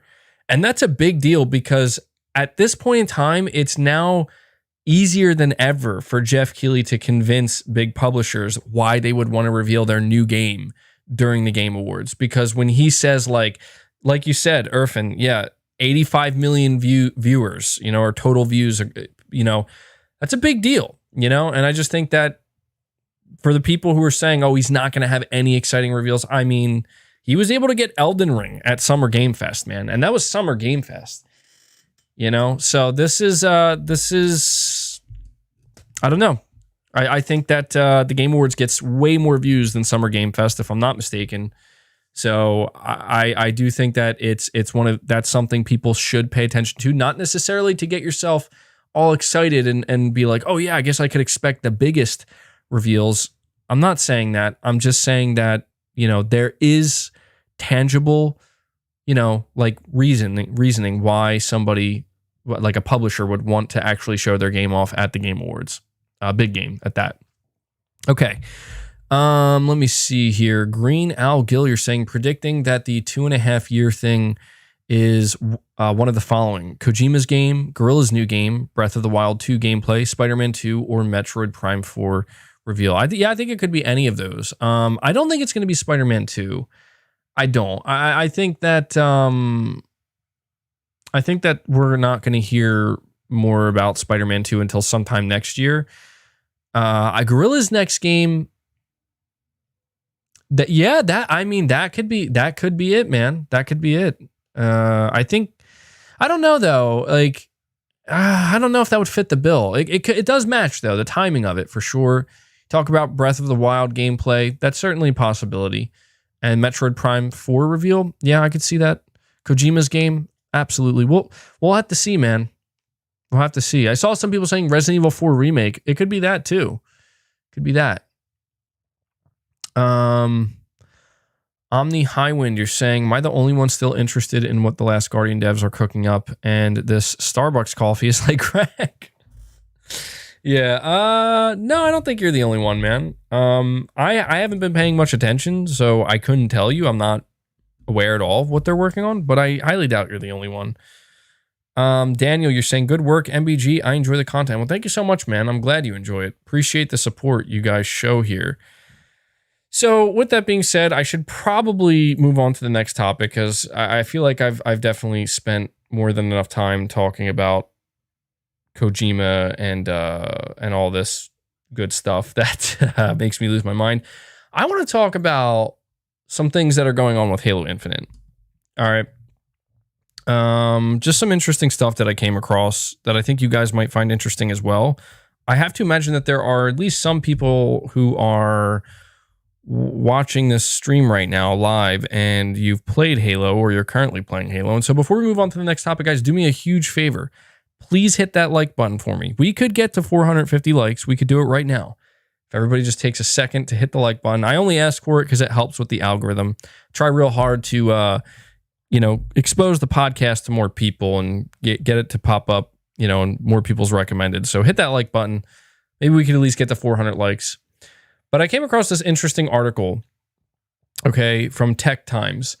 And this was written up on November 26th, so it's about 2 days old. And the article reads, Halo Infinite in-game purchases are causing players to boycott. So I'm going to read here. It says, Gaming Bible UK reports that players are calling out the allegedly exorbitant prices you'll need to pay if you want to personalize your Halo Infinite character. A few people calculated just how much it would cost you if you bought everything in the store. The total cost of the premium in-game cosmetics was over $1,000. With that kind of money, you can buy a lot of things right now, considering that massive Black Friday sales are afoot. Another reason that's got players so mad is that they can't even earn in-game currency by playing matches. If they want to customize their character with the premium cosmetics, they'll have to cough up real-world money. One player was so mad that their post on the Halo subreddit has already earned over 6,900 upvotes and comments at the time of this writing. So it's probably well beyond that now, because again, this was 2 days ago. In it, the Reddit user Gooby of Pies calls the prices utterly ridiculous and a blatant smack in the face to people who were allegedly told that the event items would be free. Among the most expensive items, according to Game Rant, was a sword belt that cost $15. This item is also allegedly only usable on one armor core, which players think doesn't do well to make it look like a good deal. Furthermore, it was reported that around $35 worth of premium event gear is locked in the Halo Infinite in-game store. So there's a little bit more here. It says Halo Infinite released its multiplayer component on November 15th, far ahead of the full launch on December 8th. This move surprised a lot of players who weren't expecting the game to come out for almost one more month. As such, people converged on Microsoft's second big name Xbox exclusive for the year. Apparently, it's the most played Halo. I mean, it's a free-to-play game. So, this is, I'm going to see if I can click on this Reddit. I want to check the Reddit post now too, real quick.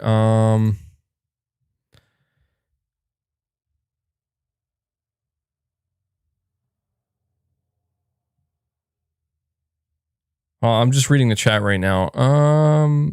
If MVG goes on a rant about this, he's going to look stupid. No, I'm not ranting about it. I think that, see, what's the reason why this is fascinating to me, it might not be for the reasons you think. Like, I'm not looking at this to be like, oh man, Halo sucks, clearly. No, like, this is fascinating to me because I remember a couple of years ago, I remember when I started to see that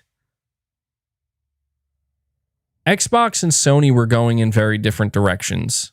And that became like very clear. And one of the things that I didn't like about Microsoft's direction that they were going in, and I was very outspoken about it, was that it seemed like Microsoft was too focused on I don't want to say the casual market per se, because both Sony and Microsoft care about the casual market, but I guess the better, like basically non-gamers, Microsoft seems very much focused on finding a way to get non-gamers into the Xbox ecosystem. And I thought that this was fairly obvious. And one of the things that I was always hesitant of, I'm like, look, free-to-play is always a possibility. And free-to-play can be done right, and it can be done wrong. And I don't necessarily know that Halo's doing it wrong. I want to read this Reddit post, though. The Reddit post has 7K upvotes. The title of the Reddit post says, I cannot stress it enough. Do not buy the shop items in this game. I'm sure you have all seen a post like this multiple times at this point, but the only way these ridiculous money-grabbing schemes will go away is that the sales don't reach Microsoft or 343's quota due to backlash. These prices are utterly ridiculous and a blatant smack in the face to those who were told all event armor pieces / sets would be completely free. $15 for a sword belt that you can only use on one armor core should be enough to justify this point. This person says here, this is the most upvoted comment on this. I feel like this is worth reading as well. They say, to use the classic example of Destiny, you get a full Eververse armor set for either 6,000 Bright Dust or roughly $15. That armor set can be equipped on any piece of legendary armor independently and can accommodate any other cosmetic in the game and can be equipped with shaders independently across the set. It doesn't lock you out of using other ornaments or weapon ornaments. This is deemed egregious for that game. Look at what the same money gets you here on Halo. So, look, this is fascinating to me because when you look at the divergent paths of Sony and Microsoft, there's pros and cons. And I think it's so funny because I know not everybody's complaining about this. Like, I'm not saying every Halo player is upset. No. Look, there are plenty of people playing Halo Infinite who just don't care. And they're like, look, this is just the way they're doing the game and it's fine. And there are actually a lot of people who just don't care, who just legitimately like, I don't care about cosmetics at all. But for the people that do care, I just can't help but wonder, like, how many people right now are playing Halo Infinite and are looking at this shop, like this cosmetic shop, and they're thinking to themselves, like, I kind of wish Halo Infinite was sold as just a premium product, like it wasn't free to play. You know, like you buy Halo Infinite for $60, you get the campaign and the multiplayer, and within that multiplayer, everything that's on sale in the shop, it would actually just be unlockable in the game. And that's the thing about this, is there's give and take here, because anybody who is upset about the microtransactions, I mean, there's a lot of people who are pushing back on it saying, dude, the game's free to play, it doesn't matter. Game's free to play. You don't have to buy it. And it's like, I feel like that's missing the point a little bit here. And again, like, yeah, there are pros and cons. Like Microsoft wants to make like, I'm trying to think of the best way to sum this up. So here's how I can put it. I have been trying to explain ad nauseum to a vocal group who constantly yell at me. And that's why I call them vocal. I mean, they're always yelling.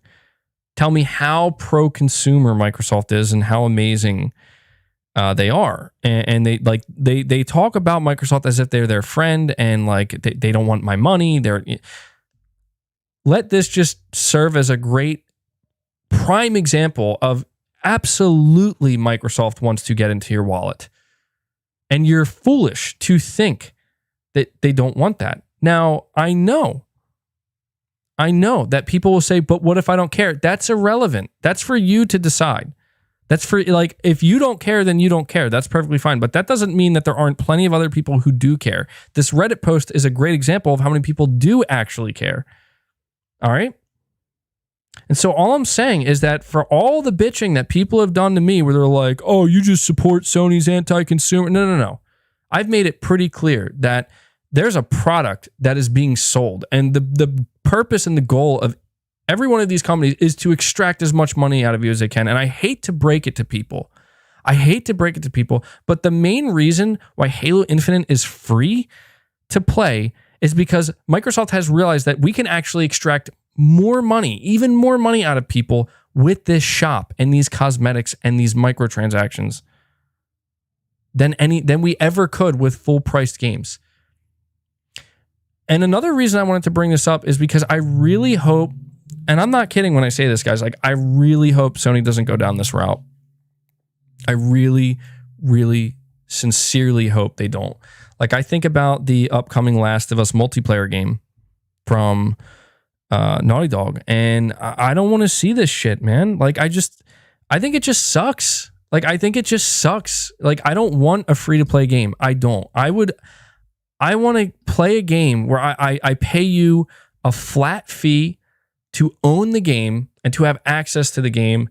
And with that, there is, all of this development time that's going into these cosmetics, at least the bulk of them, the bulk of the cosmetics, I would like to be able to just unlock by playing the damn game.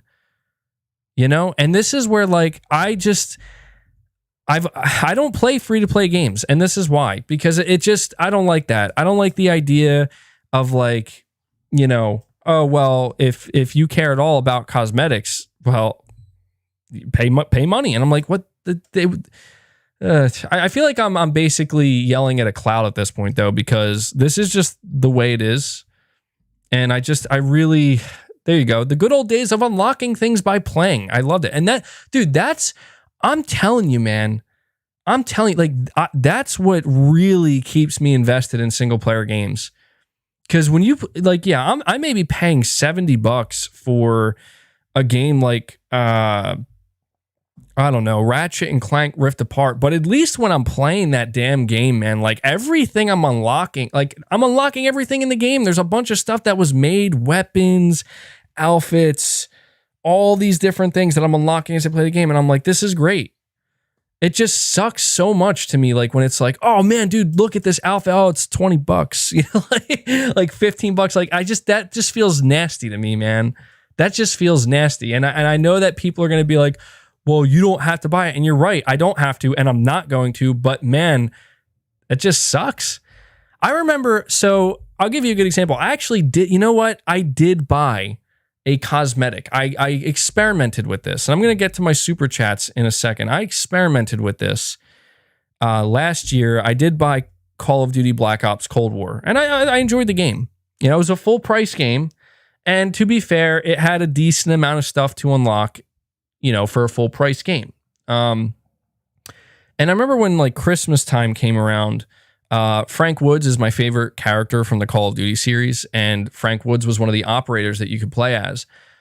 I saw that there was an outfit for him. It was like a Christmas outfit, and it had like a mistletoe on his belt, and he had like this Christmas sweater. I'm like, that's awesome. Like, that's really cool. But I noticed like, but it cost money. It was like $10. It was $10. Okay. And I was like thinking to myself, I'm like, oh my God, like I want this. I really want this outfit. $10. And I already paid like $70 for this game. And so I was like, you know what? I've never done this before. I'm going to experiment. And I'm going to buy it just to see how I'm left feeling. Like, I want to know, like, is it going to feel like it's worth it? Am I going to have buyer's remorse?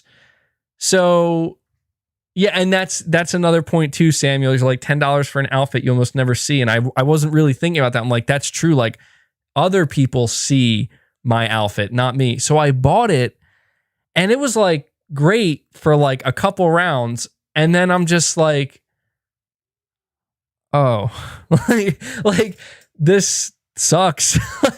And I look, you're saying MBG, never heard MBG complain about cosmetic purchases until Xbox did it. Well, it's mainly because let's be fair here. I don't think anybody was expecting Halo Infinite to be free to play. And it was a big move by Microsoft and a pretty big flex of like, yeah, like this is where we're going with our multiplayer, at least with our biggest franchise. And it just makes me wonder, like, is Sony going to go down that same route? Apparently, I don't know. Apparently Naughty Dog had quite a few microtransactions in the Uncharted multiplayer and the Last of Us multiplayer. You guys can let me know if that's true or not. But what I'm trying to say is the reason why I'm telling you this is because I'm like not over a year, but I'm almost a year removed from making that. That was like my first like purely cosmetic microtransaction purchase for $10. And I don't feel like horrible about it. I'm not like, I wish I had my $10 back. But like on a principle level, I'm like, I paid $70 damn for this game. Okay. So they're insane. They're absolutely insane for, having cosmetics that are $10. I admit that it would have felt different if the multiplayer aspect of Call of Duty Black Ops Cold War, if it was free to play and I paid that $10. But then I also have to ask myself, like, the difference is, though, with these games that cost money, you still do have a certain amount of cosmetics that are expected to be there to unlock just by playing.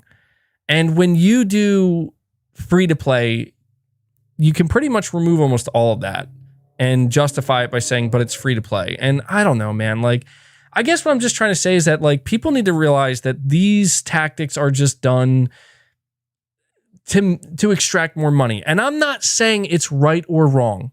I need that to be made clear here. I only say this because, look, Fortnite is a thing. It's been working, and people don't care. People don't care. People have accepted like cosmetics. If it doesn't affect the game, that was the big complaint. You remember Star Wars Battlefront 2, how it was like their microtransactions were crazy and off the wall, and it actually affected the gameplay. So then the publishers were like, well, what if we make it so it doesn't affect the gameplay? And then everybody was like, they take 2 steps forward, and then when you complain, they only take 1 step back. They create a compromise on a situation that didn't need to exist in the first place. And the only reason that situation exists is to extract more money out of people. And this is why, like, I'm excited for multiplayer. I'm genuinely very excited to see what Sony brings to the table when it comes to multiplayer. Like, I really can't wait. But I'm also very nervous. Like, I don't want to see Sony screw up, man. Because I just miss the days. And I probably sound like an old person at this point, but I just miss the days where it's like, you know what game I think? Do you guys remember Rainbow Six Vegas? I remember playing Rainbow Six Vegas, and that was just like a game you bought for full price, and it had a story, and it had a multiplayer, and the story was co-op. But in the multiplayer, You know how everything you unlocked in that game, everything you unlocked by playing the game. And it gave you this feeling of like, yes, like I want to keep progressing. I want to unlock these new camos. I want to unlock these new weapons. But I remember specifically with Rainbow Six Vegas, there were all these different camos that you could unlock. And I was always so excited. I was so excited to like level up and unlock those new camos to wear. And it just sucks that these days it's just not really like that. At least not in the same way, you know? Basically what it comes down to is if you want to unlock everything, even if you're paying $60 for a base game or if it's free to play, you're going to have a certain amount, but there's always going to be more and more and more added to where it's just like, unless you're rich and you could just dump money like it's nothing. And you know what? And I just want to say this too. The saddest part about it is they're just looking for whales, man. You know, they're looking for whales and they're looking for them because they know they're out there. And, you know, people say Halo Infinite is free to play, but if you want to have every single cosmetic option that's available, it's well over $1,000. There are absolutely some people who just money is not a thing to them and they will absolutely drop any amount and they'll have everything. And you know, these developers and these publishers, they know that these people exist and they want to get them. And you can thank the mobile gaming market for bringing that to light, for exposing the whales. You have to pay for colors. Yeah, and like I'm not trying to really just pinpoint Halo Infinite. I just think that there's actually something else regarding Halo Infinite that I am really there's something really weird going on with Halo Infinite that I'm going to talk about in a minute. I got quite a few super chats I got to get to here. KD, you're saying all of Microsoft's first-party games are MTX farms. Speak on it, MBG. Darkborn, you're saying, I just think it's funny that the item store was fully finished in the first alpha test and is available during the free beta. This was on purpose. Question mark, you're saying, in the famous words, Tom Cruise's equals we want the truth. Jack Nicholson equals you can't handle the truth. Space D, you're saying there's some flaws with the battle pass and the monetization, but this is just the first round of the first Xbox game on a Fortnite or Warzone scale. And I agree. Like, I think that they'll fine tune what they have to and they'll make the corrections that they need to make. I have no doubt about that. I think that's just the right thing to do. I hope they do it, you know, and I just think that there's just something inherently wrong when you see a Reddit post, because the people who are on the Halo subreddit, these are the people who are passionate, man. Like, these are the people who really care about Halo. And when you see a post like that get 7,000 upvotes basically saying, don't buy this shit, send a message. In my opinion, it's pretty clear, like, guys, look, you know, people need to understand that the Fortnite crowd is different from the Halo crowd. The Warzone crowd is different from the Halo crowd. And I think that that's the most important thing that both Microsoft and Sony need to understand. Microsoft needs to understand that because the Halo crowd is going to be less tolerant of some bullshit that things like places like Warzone and Activision get away with, and places like developers like Epic with Fortnite get away with. I say this because people need to understand that a lot of the people who are playing these games are they're conditioned, man.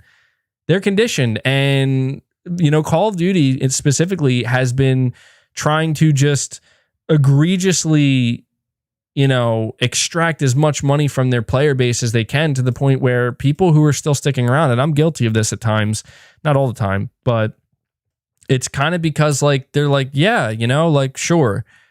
You see what I'm saying? And I just think that Microsoft would do well, and 343 would do well, to respect the fact that Halo players are not free-to-play gamers. They're not. Like, at least it just doesn't, I mean, maybe they are. I mean, you know, Destiny 2 did it. But I'm just saying, like, this is not the norm for Halo. It never was. And they're trying to make it the norm. And I just feel like they should probably tiptoe a little bit more around this stuff, you know, and not just be so outwardly like, oh, you want to make your guy red? Well, $5. Like, whoa there. Whoa. You know, I just think it's a little, I don't know, man. And I'm so terrified. Like, I say I'm terrified, but I'm pretty sure Sony, at least one of their studios at some, like, knowing Jim Ryan's very much a businessman first. I feel like we're gonna end up having the same conversation. Does MBG even know what he's saying? I will admit I start to talk so much that I start to lose the plot a little bit, but I do know what I'm saying mostly. And I think the question is there a point that I have to make with all of this? And I don't know. I know that sucks for me to say, but I don't know, because I just feel like regardless of any point that I could possibly make, it's not going to change it. All I feel like I can say, and this is just the most important thing, man, like we have to speak with our wallets. And, it's everybody's responsibility to do that. All I can say is that if a company continues to do things that we maybe don't think is right, and they're getting pushback, but they keep doing it, it's probably because the language that they're speaking, which is the language of money, they're not, nothing that anybody's doing is negatively affecting their bottom line. And that's why I think it'll be really interesting to see what happens with Halo Infinite, because there's clearly some pushback. So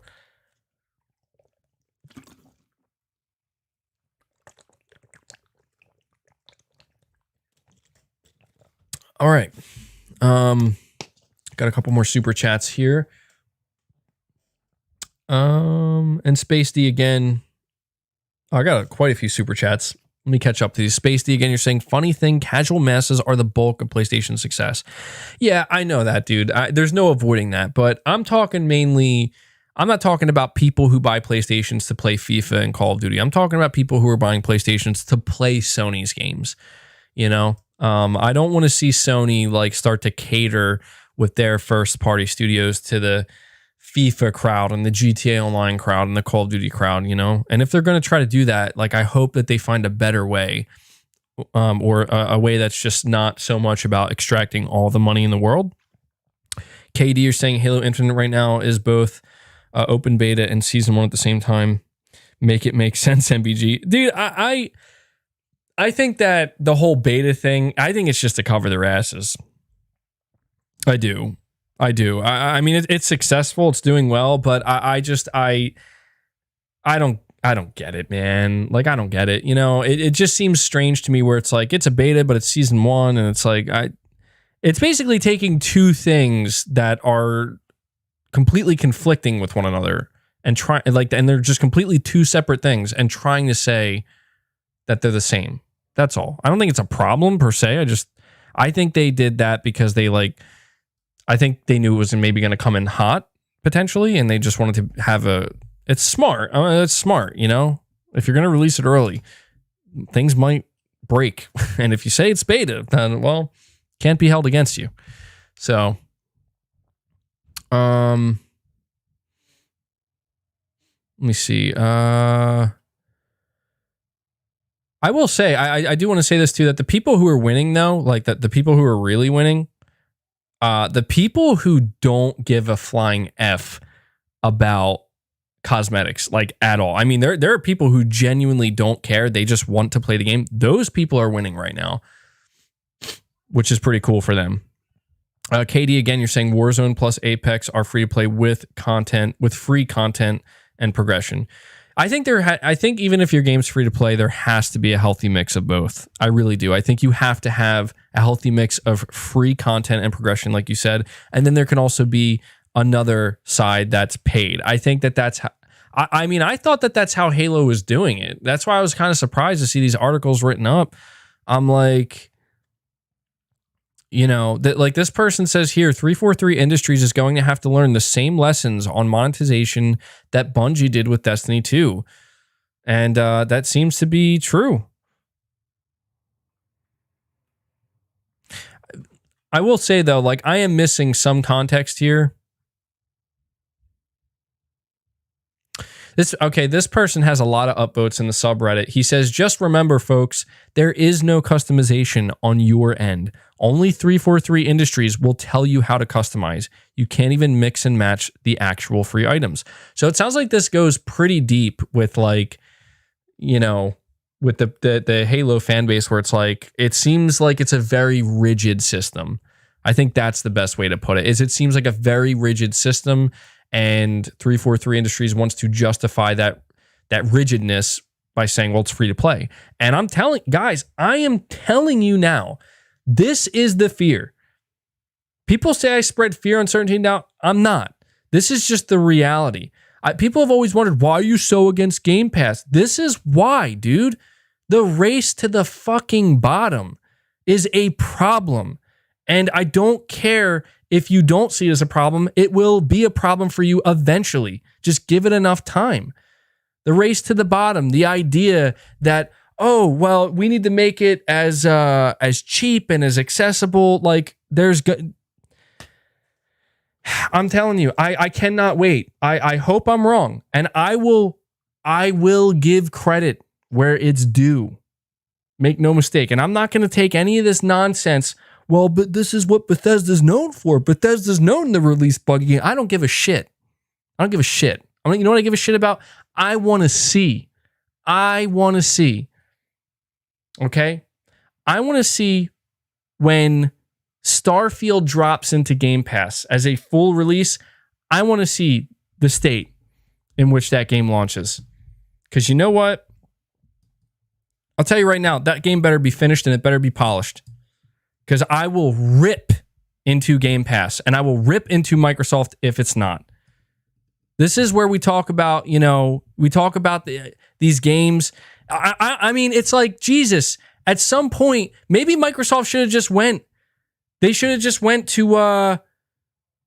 Rockstar and said, why don't you just drop your GTA trilogy into our, why don't you just drop it into Game Pass? I mean, at least then it'd be more justified, right? Well, I only paid $10 to play it. It's got a myriad of issues. Clearly wasn't ready to release. Some things just straight up suck about it, but hey, $10. I'm telling you, that's the problem with the race to the bottom. Less accountability. There's too much leeway. There's too much breathing room. But then again, we are playing games in an industry. We are playing games in an industry where we still get broken games at launch at full price. I mean, you can't make this shit up, man. You can't.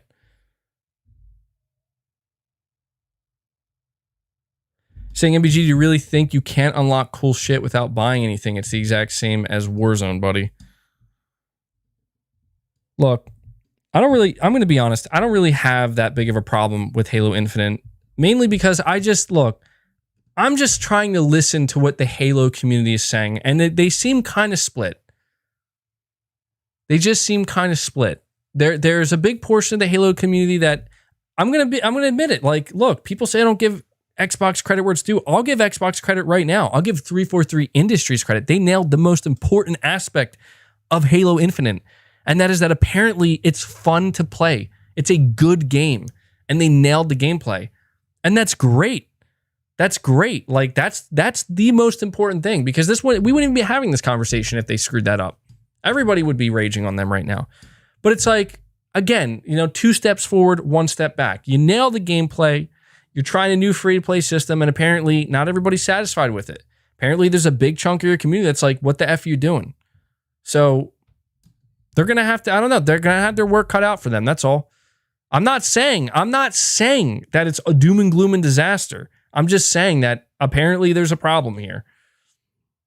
Did you see the Keith Crew video on the GTA remasters? No, I'm going to have to check that out, man. I'm going to have to check that out. Dude, his videos are great. Oh, God. Jeez, I wonder if I am starting to get sick. I hope not. Not before the Game Awards. Not before the big Kojima reveal. Oh, man. All right, let me... Primal Plasma, you're saying the default skin in Halo Infinite is the ugliest. I mean, it makes sense that it would be, right? Darkborn, Phil wants you to pay for the Xbox or PC, pay for online, pay for the Game Pass, and pay for cosmetics and expansions. Pay. Well, that's what I'm saying. Dude, that's why I tried to explain to people. React to Keith's video now. We'll see. I try to explain to people that, like, all these people were like trying to tell me how pro-consumer Microsoft is. You need to get off the high horse. You really do. And it's for your own good. It's because you have to realize like Microsoft just couldn't sell full price video games. And one day they were like, we need to find a new solution. Our new solution, Game Pass, subscription services. This is the future. Okay. Like, did people just think that like that translates to, so now we're not going to ask people for money. Now we're not going to make money. That's not what that translated to. It translates to, now we're going to find a different way to make money. And actually, this way may make us more money. It's good business. It's good business. But sometimes I think people confuse, and this is where, dude, Microsoft's marketing has people fooled, man. I mean, look at their 20th Xbox anniversary event where they got Phil Spencer out there giving a big heroic speech about we're doing great things and everybody, and it's like, bro, please save it. Like, you want people to buy your microtransactions in Halo Infinite. We get it. All right, it's fine. It's fine. It's okay. Just give us, just make it a fair system. Keep your players happy. Keep your fan base happy, and then sell whatever you want, man. You know, I just thought, I don't know. It's funny to me. It's funny. This is where it's like people say I'm such a bootlicker for Sony. It's like, in reality, look, I'm not a bootlicker for Sony. The thing that I appreciate about Sony is they don't give a fuck. Okay, like Sony's like, we want your money and we want all of your money. Give us your money now. And I know that sometimes it's easy to be like, oh yeah, look, Sony's doing this and Sony's doing that. Like, do you guys remember the Play at Home initiative that Sony did, where it's like, we're giving out free games, and it's like, yeah, but look at the games you're giving out. Like, it's great. It's better than nothing. But it's like, people, it's funny to me because it's like, Sony's not doing that because they're like, we don't want your money. No, you're giving me these free games because you want to come off as the good guy. And I get it. All right. And I'm just saying, like, I don't mind a company, and not even a company. I mean, because that's what they are, man. I think people forget the purpose of these businesses is to make money, and that's fine. And I don't mind. I don't want a company to just flat out say to me, like, you're just a dollar sign to me. Please give me your money. I mean, I'd respect them for doing that. I'd be like, well, damn, at least you're honest, you know? I'm not saying I want Sony to do that, nor do I want Microsoft to do that, but I just do not like this whole notion of like, you know, we want everybody to be able to play. And this isn't really about the money so much for us as it's just about, you know, being the good guys. And it's like, okay. It just bothers me sometimes because it's just so obviously like not real. That's all. I'm just saying it's so obviously not real. But it is what it is, man. It is what it is, and I will admit that even though I don't like it per se, it works really well for Microsoft, dude. I can't blame them for continuing to play the good guy, to try to convince people like, we're the pro-consumer great guy, we want to give you the best value, blah, blah, blah, blah. Like, I get it, man. I get it. That's fine. It's working. Can't blame them. If anything, I don't know. Maybe Sony should take a page out of their book, because I feel like Sony's become like they wear the black hat now, you know? They're kind of Sony and Nintendo. Nintendo, they are the worst. Nintendo, I mean, I say Sony doesn't care. Dude, Nintendo's just like, we're going to need your money. We're going to need your money right now. And more money. Thank you. I feel like that's Nintendo. And I feel like people are just like, okay. I mean, am I wrong about that? Is that far off the mark? I don't think it is. Nintendo is on another level. MBG, have you watched Arcane? No, I heard really good things about it, though. So here's how I look at it. All right. I'm going to sum this up real quick. I look at Nintendo, as we said, they're just like, we're going to need your money. We're going to need all of your money. And here's a couple of other things that we're going to give you, and then you're going to give us this money in exchange. Bye. Okay, that's Nintendo. I feel like Sony's like, okay, we want your money, but we care about you too. I think we care about you. We want your money. We care about you. And yeah, we quality. We got quality. I mean, come on. I know this is expensive, but we got the quality. You know, they're willing to like talk a little bit more, make it like, yeah, we care. You know, we definitely care. And I feel like Microsoft's like, we don't want your money. We don't want your money. We're not like the other guys. We have this. See this? I mean, it costs a little bit of money. And if you look closer, there's actually other things in there that also cost more money, but you don't have to pay it. But we would like it. But actually, no, we don't want your money. We're the good guys. I just feel like that's kind of where we're at, you know? You got these three companies and they're all trying to achieve the same thing. They're all just doing it in a very different way. With the terrible MBG, no one is saying that Game Pass is making gaming more accessible. I won't deny it. Dude, I'm not saying Game Pass isn't making gaming more accessible. Please keep that in mind. I'm not saying that. It absolutely is making it more accessible, but I'm saying there is a price to be paid for that, man. Like, nobody stopped to think like, well, what happens when gaming does become more accessible? We're going to find out. And we'll see, because maybe it'll work out just fine, dude. Maybe it'll work out just fine. But I'm just going to be real, man. You're not seeing Microsoft drop games like Horizon Forbidden West or God of War Ragnarok into Game Pass. You're just not. You're not. You're not seeing games like that on Game Pass. And I just have to ask myself, why is that? That's all.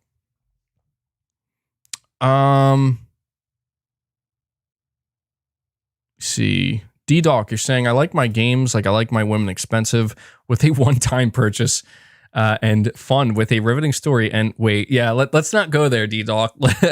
Whoa, you almost took a hard left turn there, D-Doc. Leo, you're saying, which are you playing first? Both came out the same week. They come out the same week, Horizon or Elden Ring. I'm going to play Horizon first because it comes out first. So, you know.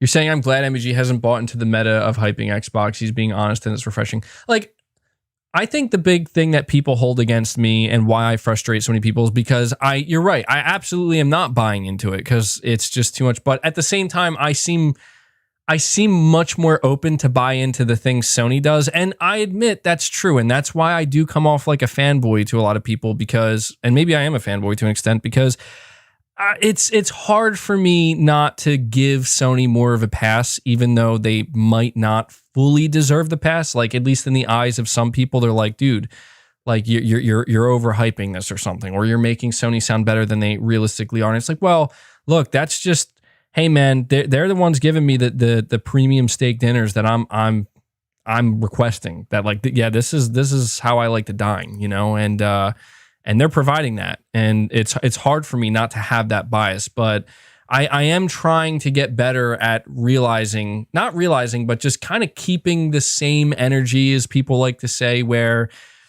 look, Sony's not perfect. And we all know this. And we know that Sony is, you know, they're going to make their own mistakes and they're going to do things that are just as cringy at times, you know, things that are just as anti-consumer or things that are just as questionable. But as of right now, I look back at the past like year and there was only one thing that Sony did that was really like, holy shit, what are you doing? And that was when they came out and they're like, yeah, you're going to have to pay $10 to upgrade Horizon, even though they said they were going to give it out for free. And they were like, oh crap, like we messed up. We didn't mean that. No.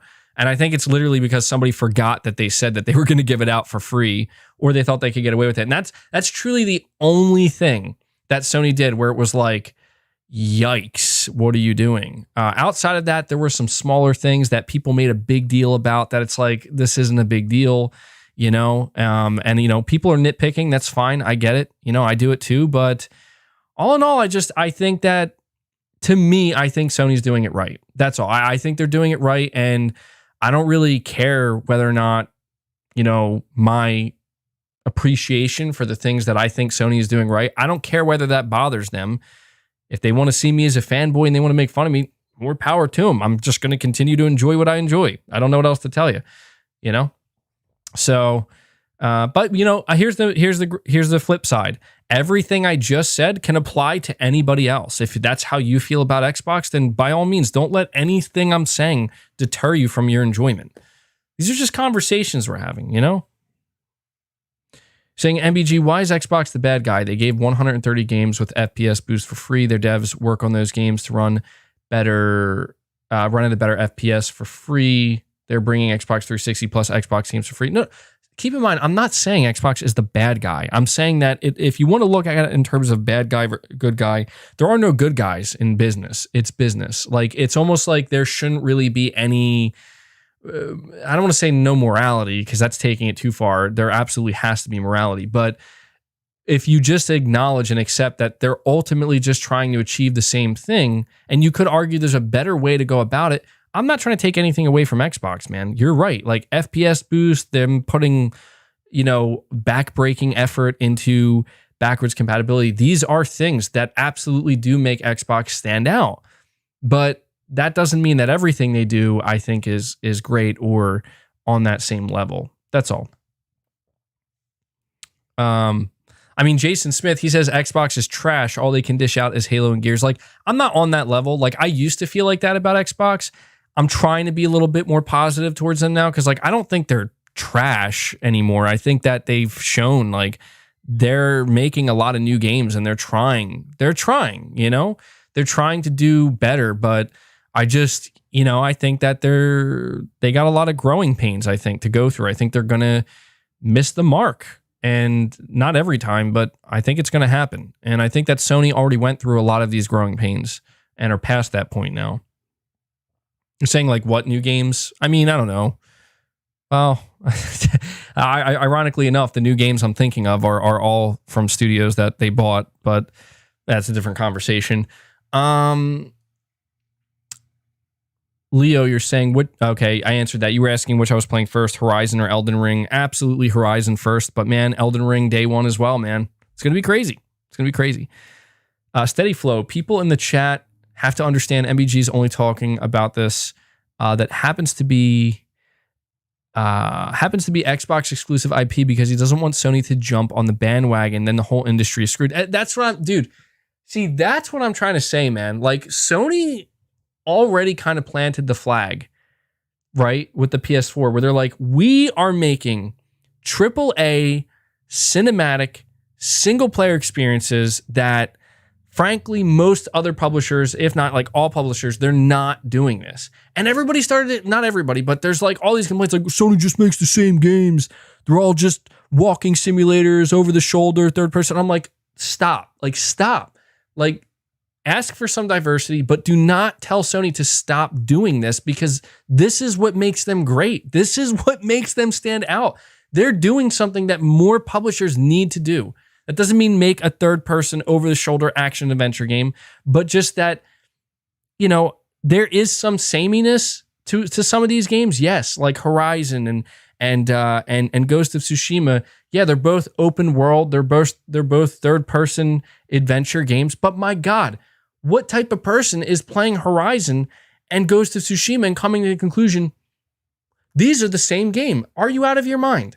They are absolutely not. They share some similarities, but they are absolutely not the same game.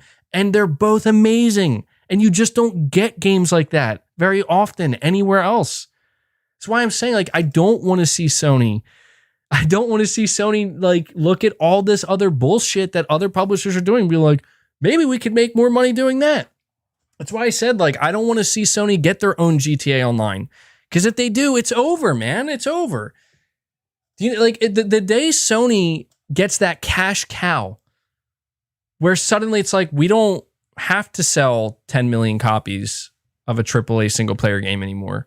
We just look at Fortnite. Look at how once Fortnite took off, once GTA Online took off, once Warzone took off, these become the primary focus of these companies because it's about the money. And I'm so afraid that Sony's going to get that, and suddenly everything else takes a damn backseat. We've witnessed this happen. It's the exact reason why everybody is why isn't Rockstar making video games anymore? Because they don't have to. That's why. The greatest thing that ever happened to Sony, I'm telling you, the greatest thing that ever happened to Sony is their screw up. Their screw up with the PS3 when their back was against the wall and they realized the only way we're saving ourselves and the only way we're getting back is by going back to the roots. Here's a dedicated gaming console.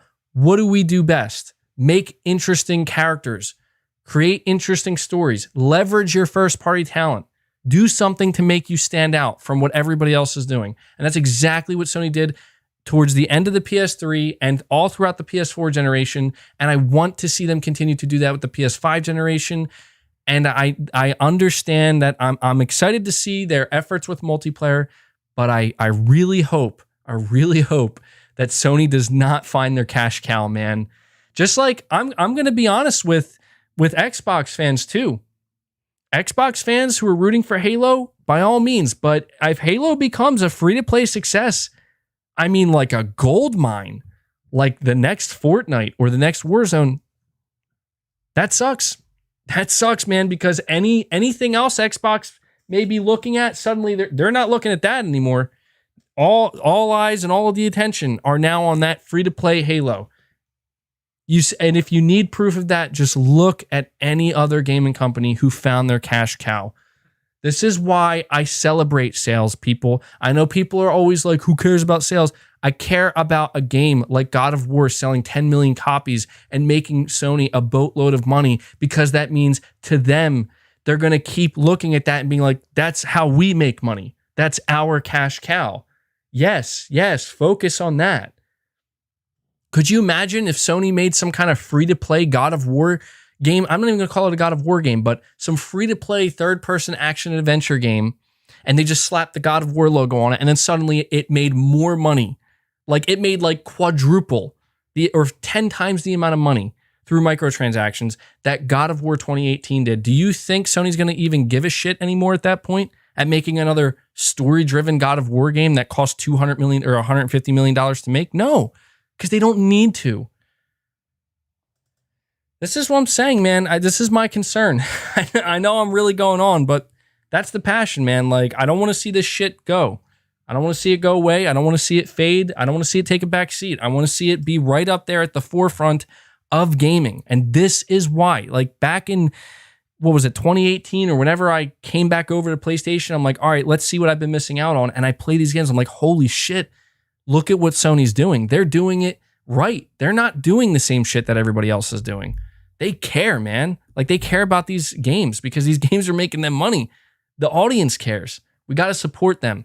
We got to support those types of games. That's why I don't care what anybody says.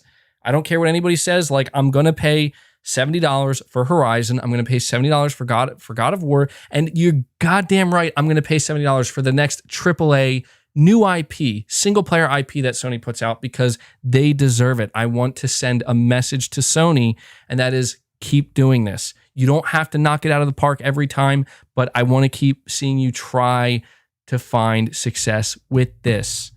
Because if you don't, look at Ubisoft, man. Like, Ubisoft is a great example. What the hell happened to Ubisoft?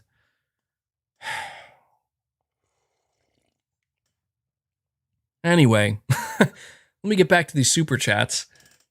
It's a coffee kicking in, by the way. I've been drinking coffee this whole time along with water, so let me see. Leo Jimmy, you're saying, I'm starting to think The Last of Us 2 Factions is going to be like The Division, like it's a living, breathing online. Already said it got ambitious. Yeah, dude, like I agree. Like, I'm super excited. I'm super excited for this Last of Us multiplayer game. I think it's very interesting to see a studio like Naughty Dog coming out and saying, we're making a AAA multiplayer game that's based in the Last of Us universe that's going to get the same type of care and attention that our other games do. Like, that's a big deal, man. Christopher, don't worry, man. I'm really behind in these super chats. I apologize. I'm gonna start getting through them. I just want to make sure I'm answering everybody the way I should be. Leo Jimmy, I think you're right about that. I am going to be so interested to see how Sony is marketing this Last of Us multiplayer game. I want to know, is it going to be a full-priced game? Is it going, because I know people bitch and moan and they're like, oh, you watch, they're going to sell it for full price. I hope they do. I hope they do, because if what Naughty Dog is saying is the amount of care and attention that's going into this is the same amount of care and attention that would go into The Last of Us 2, an Uncharted game. Oh yeah, that's what we want. That's what we want. Content. We want content. We want a finished, polished product. I don't want this game to be like free to play. Like, here you go. Here's I feel like it could be, man. Dude, do you guys hear? Did you hear about what's the game?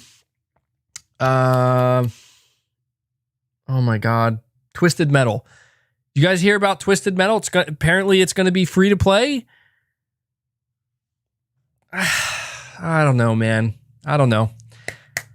Ideally, Leo Jimmy, I want what you're saying. I want it to be like a Division-like game, like it's just almost like an MMO, like, you know, an MMO like Last of Us game would be incredible. Create your own character. You can join different factions. They have a PvP mode. You can go out there and do missions. Oh my God, it'd be incredible, man. You get your horse, you know. It'd be amazing. It creates itself. It's amazing. And this is why I get excited, because I'm like, man, this is going to be awesome for Naughty Dog to achieve. But I want them to I want to see, can they do it? Can they bring it out? Like, this is a full product, man. Like, buy this game. This is not a free-to-play game. This is not a game where we're going to try to bleed you dry with microtransactions. They will be there. Absolutely. No, any multiplayer game Sony releases, there will be microtransactions. But I want to see them take a back seat. I don't want to see a situation where it's like, well, we're banking on making most of our money through microtransactions. I don't think Sony will do that, mainly because traditionally Sony's success is translated through game sales, full video game sales. That's usually how Sony makes their money. I think they're going to apply that same logic to their multiplayer games. I think. Spacey, you're saying, I'm not a big fan of free-to-play games and Halo, but Activision is going down and Fortnite is not forever. Xbox is just set to fill that massive void. That is a good way to put it, Spacey. I guess we will have to see what ends up happening to Activision. I feel like people have been waiting for a decade now for Call of Duty to fail, and it still hasn't, although apparently Vanguard is selling pretty poorly. So I don't know, man. Fortnite is not forever. Are you sure about that? Because it's starting to feel like it is, dude. I mean, my God, like, can Fortnite just stop? I mean, it doesn't have to go away. It doesn't, but I mean, I feel like it's more relevant than it should be. I feel like it's waned in its relevance, but I don't know, dude. I don't know. Whiskey Gaming, you're saying, I do not enjoy free to play because for multiplayer FPS games, I like grinding for camos, armor, or emblems. Without them, gameplay gets old fast for me. Yeah, I agree as well. I feel like there always has to be a healthy balance of like free progressionary content. I don't think progressionary is a word, but content where you feel like you're progressing by playing the game. And if you make it to where everything costs money, I mean, then what's the point of even, you know what I mean? Like, that they're pretty much taking away like something that used to be there and upcharging it, you know? Christopher, you're saying, I honestly wish they would just make games $80. Christopher, this is a very interesting proposition here. Okay. Very interesting argument. This is, so I talked about complaining about the race to the bottom, and I understand and I sympathize. Okay. I sympathize with people who are like in other regions of the world are like, dude, I'm basically paying like $90 for a game. I know that. But my whole thing is I kind of do feel the same way, Christopher. Like, I do feel like I would rather a video game publisher, if they feel like we're not making enough money to recoup our cost, like we can't make this profitable just by selling the game at this price, we now need to add, because that's supposedly the excuse, right?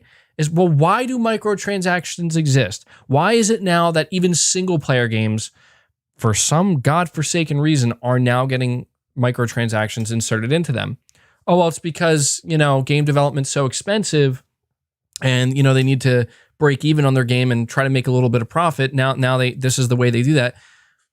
make your game $80. Make your game, like, have some balls. You know what I mean? Like, if you think your game is that good, make it $80, make it $90, and just say, this is how much our game is. I mean, I'm gonna give you a great example right now. God of War Ragnarok. If Sony was just like,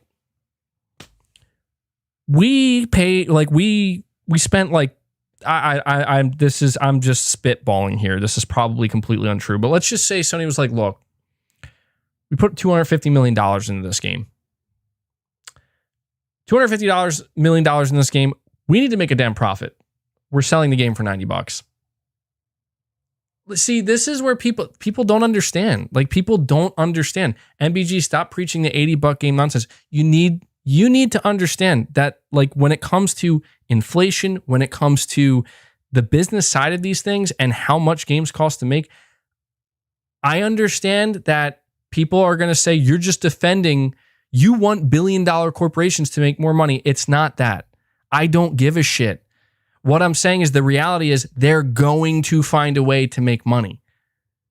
So I'm just saying that if I had to choose between one of two things, either a free-to-play game where almost everything is locked behind a paywall, anything that I might be interested in, or an $80 game where everything is there and there are no microtransactions, I'm going to pay the $80 for the $80 game. I don't want to have to worry about, $15 cosmetic here, 20. If it's a game that I know I want, I'm going to play. And I'm just saying, like, multiplayer is different. I don't know that I would pay $90 for a multiplayer game or $80 for a multiplayer game. I think free to play makes a lot more sense in that area. Like, if you had to choose, I think most people would be like, I'm going to go free to play. But a game like God of War, I'm just saying, like, if Sony were to come out and be like, we're gonna charge $80 for this game, not just the base version of this game, because like this game cost X amount of dollars to make. We believe in its quality. See that? Well, Jay, that's the thing about it, Jay, is you're saying, wasn't Sony making record profits before they raised the price at $70? You are correct about that. And that's where I am going to pump the brakes here, where let's be real. Sony's goal is to grow. Sony's doing just fine. And you're right. They are breaking records. So it would be absurd if they were like, we want to charge $80. It would be absurd. It would be absurd because it's like you're breaking records. And it's the reason why a lot of people were like, did they even have to charge 70? Realistically speaking, probably not. Like, just completely honest, no, probably not. The reason why I think Sony wanted to charge 70, it's probably more of a safeguard. Like, right now, I don't think they're like, well, the only way we're going to make a profit is if they're 70. No. You're making a profit now. I think Sony mainly did it because they're like, well, game development over the next 5 to 10 years is probably going to get significantly more expensive. How do we mitigate that? Well, just charge $10 more now. Just like make it set, like, let's set the new standard. I think that's, that might be why. I don't know for sure, but I'm not saying greed isn't involved. We know this. Again, like, it's inherently known. Greed with these companies is an absolutely real thing. And it's just because it's their job. It's their job. You know what I mean? I'm just saying from my end, if Sony was like, we want $80 for God of War, it would be really difficult for me to say no, because I want to play God of War. Do I want Sony to do that? On a consumer side, no, I don't. But it's just when we're in an industry where I'm constantly being told, like, microtransactions are here because of this, and we need to have this, this battle pass here because of this, and we need you to pre-order this special deluxe edition because, like, just please, like, stop. Like, I can't deal with all of this. I feel like there's always, I'm just a simple person, I guess. I just want to pay a full price for a full product. That's it. I don't like things being sliced up and distributed all different ways. It annoys the hell out of me when stuff like that happens. Okay, I really got to get a move on with these super chats, guys. Joshua Reese, you're saying, MBG, I love Kana. I get Jack and Daxter vibes. Dude, Kana Bridge of Spirits is amazing. I'm going to talk about that a little bit later. Creeping Stage 514, you're saying, was Killzone 2013 the last Sony FPS multiplayer? I think so. FPS multiplayer, I think that actually was it. Yeah. KD, you're saying, bro, what is COD getting away with? Campaign co-op, plus 20 maps with multiplayer Warzone, 4K at 120 FPS with HDR Fidelity FX re-unlocks plus progression at launch. Okay, well, I was mainly talking about like earlier iterations of Call of Duty when the whole loot box thing was a thing and people were like, what, I remember Call of Duty World War II, they were trying to make it so like you can watch other people open loot boxes and there was like this whole phase that the entire industry went through where like they're like loot boxes are the new norm and everybody's like, nah, man, nah, like let's there has to be another way. And then it wasn't just Call of Duty. But you're right. I think Call of Duty, to be fair, when you look at everything you listed, I think Call of Duty it proves to be a like, I know people are gonna think I'm crazy for saying this, but dude, like, it's true. Vanguard had a campaign, has zombies co-op, has a full-blown multiplayer. They have 20 maps.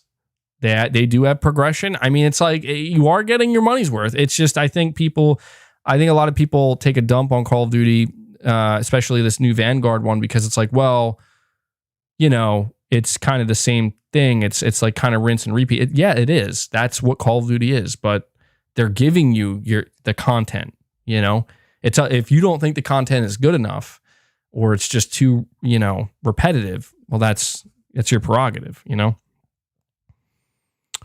on one sec. Sorry, guys. Okay, still got to hit that like button for me, by the way, guys. We're almost at 500 likes.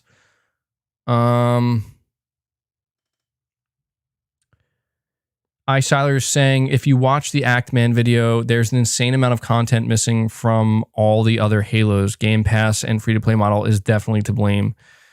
Yeah, that doesn't shock me at all, man. I believe it. Maybe I'll have to look into his video. I know the Act-Man is a big fan of Halo and very passionate about it, so I should probably check that out. But that would explain it to me, A&B, you're saying 343 accepted the feedback and promised improvements. Let's hope that is true. I guess that's what you're trying to say, because it was the best multiplayer I played in a decade. Gameplay is 10 out of 10. And see, that's the thing, dude, is like, that right there is where I'm just so conflicted, because if it's true what you're saying, like Halo fans are like, dude, this gameplay is the best, like this is perfect.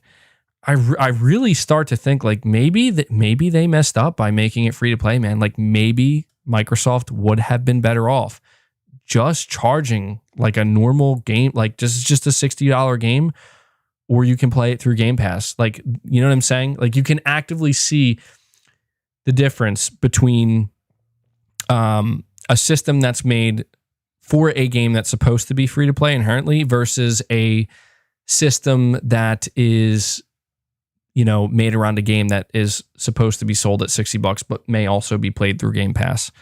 So I don't know, man. That's super interesting to me, because it's almost like, geez, it almost feels kind of ironic where it's like, that was the big thing that everybody wanted 343 to nail, wasn't it? Like everybody, I think, was always complaining about 343 being like, they can't get Halo right. And then they finally get it right. But it's like, but now there's this new, free to play system that's screwing it all up or getting in the way. So weird, man. So weird. KD, you're saying Halo and Battlefield 2042 have 7 maps at launch until 2022. LOL. Yikes. If that's true, that's rough, dude. I mean, Battlefield is especially bad because it's a full price game, man. Halo is more understandable. It's free to play. But, geez. Jeff B. Gamer, you're saying Halo gameplay is fun for Halo fans, not newcomers. That's interesting. Haven't heard that one, but I believe it. Thank you, OK Kapapa, saying hype. Matt McDonald Media, you're saying MBG, what do you expect from Xbox at the Game Awards? I feel like their show will be fire, especially where it takes place in the Microsoft Theater. Dude, I think Xbox is going to be there in force. I do. I think that they could bring Hellblade. I think that they could bring Starfield, maybe. Maybe it's too soon for Starfield. Maybe Redfall. Maybe Avowed. So I hope they do. I hope Microsoft brings the fire because, dude, this is why I'm saying Sony, I think, let's not forget, Microsoft revealed their new Xbox and Hellblade 2 at the Game Awards. That's why I think Sony should be like, well, Microsoft may be there in a big way. We should probably be there too. Let me see here. Christopher, you're saying Destiny 2, one of the biggest games is leaving Xbox Game Pass in December, being added a year or less than a year ago. You can play on PC Game Pass though. Sounds like anti-consumer to me. Isn't Destiny 2 free to play though? I'm confused. Like, is it? I could have swore Destiny 2 was free to play. Because I'm just was it on Game Pass? Well, if it was free to play, why is it on Game Pass though? Yes, MBG, now it is. Why the hell is it in game? Is there something in, like, do you get something more with like the Game Pass version or something? Hold on, are there free to play games on Game Pass? Because like that's really weird to me. Oh, all the DLC is on Game Pass. Okay, all right. There you go. That answers it. Yeah, okay. In that case, yeah, that's a little weird, dude. That makes a lot more sense now. Chris B, you're saying it's like telling Rockstar to not make GTA 5 and Red Dead 2 because they're the same games. Yeah, that's the thing, man. You're exactly right. In a way, they are very similar, but they're also not at all. It's almost like they're both very great games that share similarities, but are very different games in their own right. Because you're right. Because that's true. It's like, yeah, why make Red Dead 2 when it's you have GTA 5? They're like the same game, Max Payne 3 was incredible. We need another Max Payne. It's one of the best shooting mechanics ever, man. Christopher, again, you're saying games that are primarily multiplayer need to be free to play to have a large enough community. Any idea how hard it is to convince my friends to buy a $60 multiplayer game? That's a good point. That's a great point. Yeah, I mean, that's the this is where things get tough, because it's true that there's a lot of competition. That is something to be accounted for here.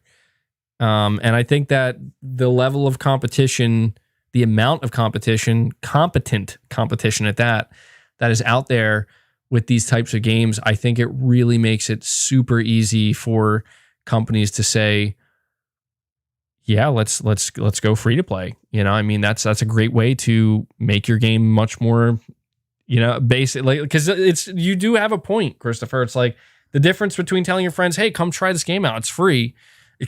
I mean, dude, that's so, hey, come try this game out, it's like $60. You're right, man. I mean, that is something we do have to acknowledge and that publishers have to contend with. That does it for the coffee. Got my second water bottle here. Came prepared today, boys. Xavier Rare saying, don't judge me. I had to get geeked for this. 100.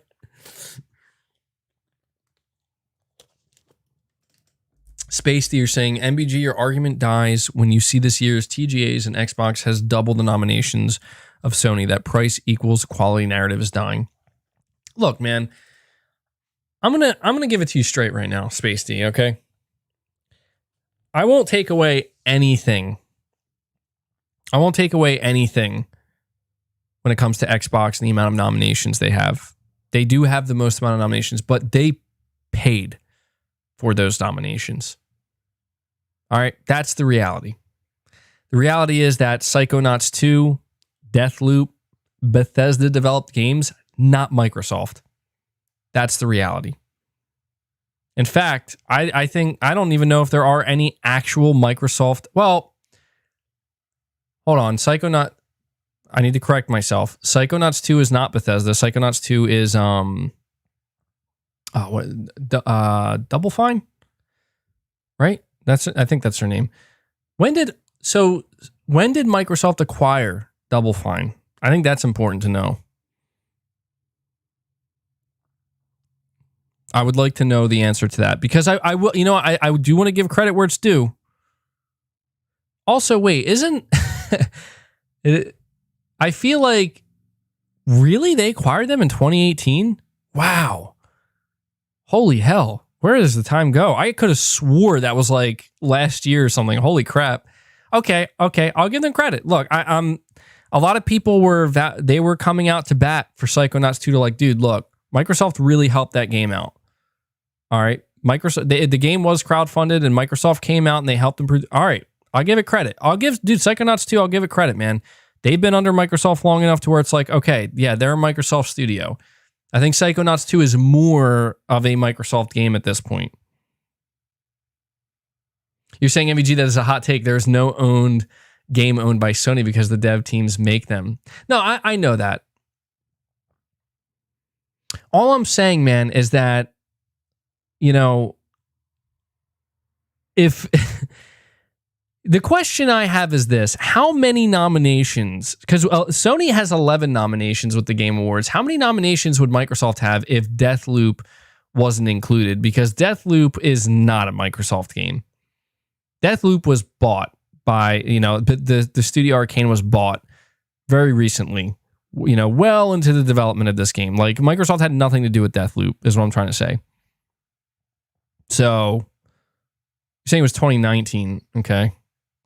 That's the question I have to ask, because look, I'm not saying that Microsoft doesn't have quality. I'm not convinced that Microsoft can maintain that type of quality. Like, let's see what happens with the net. Let's see what happens with Redfall. Let's see what happens with Starfield. I want to know,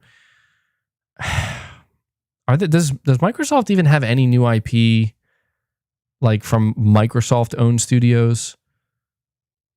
That's a serious question. Serious question I'm asking right now. It might be eluding me. I'm talking about like, I don't know, man. I don't like this game that Microsoft's playing. It's a little cheap. See, I was going to say Avowed, but I'm like, but that was a studio that they just bought, like, within the last couple years. You know, it feels like they're just buying stuff that they can't create themselves, which it makes sense. I'm not saying there's anything wrong with it, but I don't know, man. It is what it is. Space D, fine. I'll let you have this, Space D. I'll let you have this one, okay? You're right. The facts are the facts, brother. Microsoft's going to have the most amount of nominations at the Game Awards. I can't end Microsoft / Bethesda. I think that's so funny, though. Like, they have to combine the two. So it is what it is, man. I think Sony's been doing a great job. And I hope that Xbox gets theirs. I don't know what else to say. I don't think it matters. It really doesn't, dude. You know, like, you're saying by your logic, nothing released by Insomniac is a Sony game. Yeah, no, you're right, man. I can't. That is a double standard. I have to admit, that is a double standard. So it's all, dude, it's free game, man. This is where I can't create these artificial rule sets. It's all free game, man. Microsoft and Sony can buy whoever the hell they want, and when they buy them, they own them. It's theirs. I know you're saying Microsoft didn't fund Deathloop. It doesn't matter, dude. They own them now. I will say this, though, Space D. The irony, if Deathloop wins Game of the Year, oh my God, that's going to be, I'm going to laugh so hard, because it's like, Xbox still can't win, bro. Xbox still can't win because it's a PS5 exclusive. That would be so funny, man. Because when it comes to Xbox, dude, come on, nobody's going to care about it. I think the biggest travesty with Deathloop is the fact that, like, for the little bit I played of it, it utilizes the DualSense so well, and when they bring that game over to Xbox, it's not going to use anything. Like, there is no DualSense, and that's such a big part of that game. That's crazy to me. Magnum Visuals, you're saying, have you played Cuphead? I tried a while ago, and I sucked. I was terrible at it, so I kind of quit.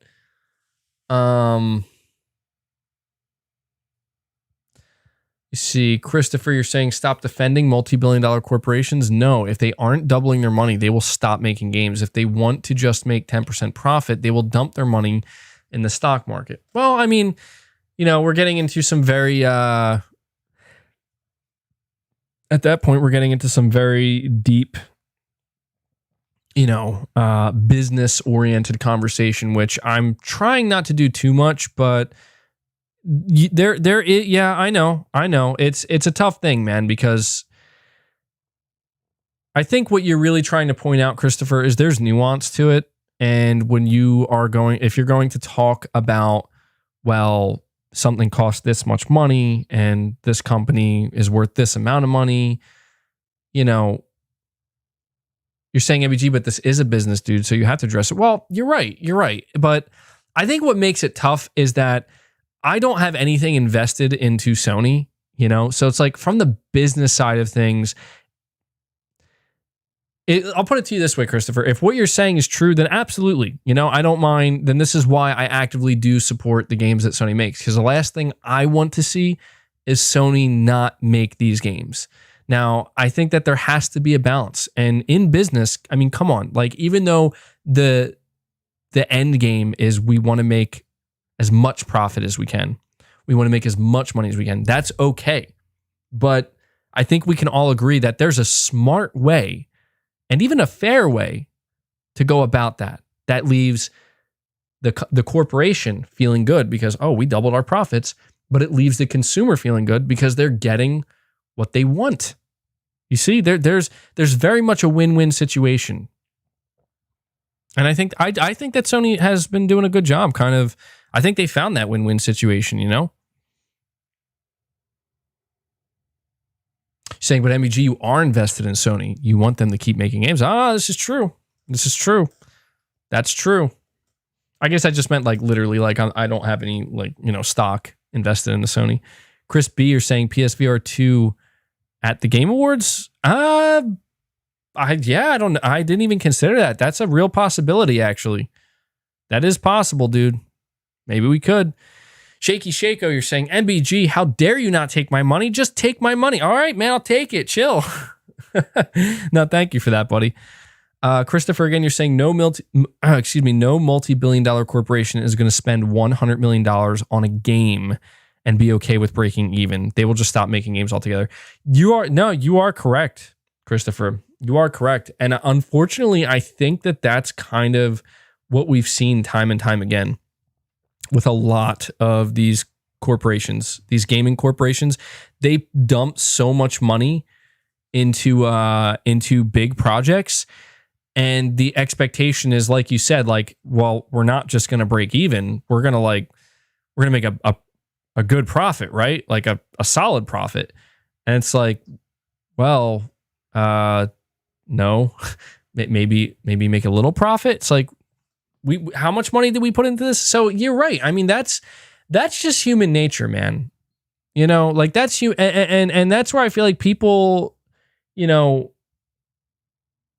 it does kind of come into it turns into a morality thing to an extent, because it's like, how much is enough? Well, you know, if your job is to run a business and a corporation and you're beholden to the shareholders and the shareholders have an expectation of you're going to double our money, right? Then it's your job to find a way to double their money. And that's just the way it is, you know, and that's capitalism, you know, it's the way it is. And I think with capitalism, there are some upper limits where you can start to see some cons, but that's with anything. There's pros and cons to any system, you know, and once a certain system is taken far enough, it can start to kind of work the other way, you know, which is interesting. But it's like I said when I got all philosophical in my last episode of the podcast, where I said that it seems like everything is about trying to achieve some type of balance. And when things are off balance and they're going in one direction or the other in an extreme way, it's like usually never a good thing. You know, they say like, oh, don't live in extremes. Like there's a reason for that. It's not good. I mean, if you think about, hold on. Oh, wow. Okay. I got quite a few super chats left. You're saying it's not human nature, it's common sense. Why would you throw away 10% of your money for no reason? What logical person would do that? Well, that's what I mean. I mean, I feel like that is like natural, like to not want to just lose money. You know what I mean? To not just throw money away. Like if I were to give somebody You know, like if somebody were to ask me like, dude, I want you to give me $1,000, and I'd be like, why? You'd be like, because I can give you back $1,200. A part of me is like, well, I mean, it would be nice to have another $200, but I mean, you know, what's the catch here? The catch is, well, we might not, like, I might not be able to, but I'm pretty confident I can. And it's like, you know, if I give that person that 1,000 and they come back, they're like, okay, actually, I can only give you $950 back. And I'm like, dude, you lost me money. You see what I'm saying? It's where it's like, if he comes to me and he says, I can give you back $2,000. You know, you're going to be like, that sounds much more, you know, okay. Yeah. The $2,000. And you know, if somebody comes back and says, yeah, I was going to get you $2,000. Here's $1,300. It's gonna be like, dude, what the hell? You know?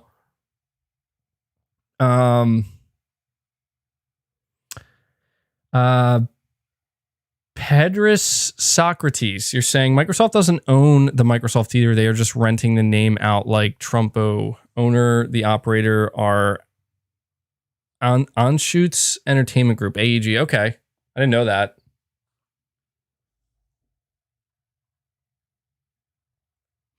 The balance between the extremes is actually a concept that Aristotle wrote about. He called it the golden mean. That sounds actually very interesting. I have to look into that. Garrison, you're saying MBG just gave my sister...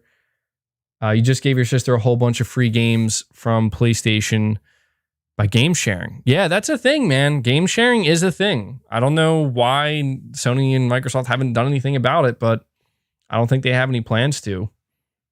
So,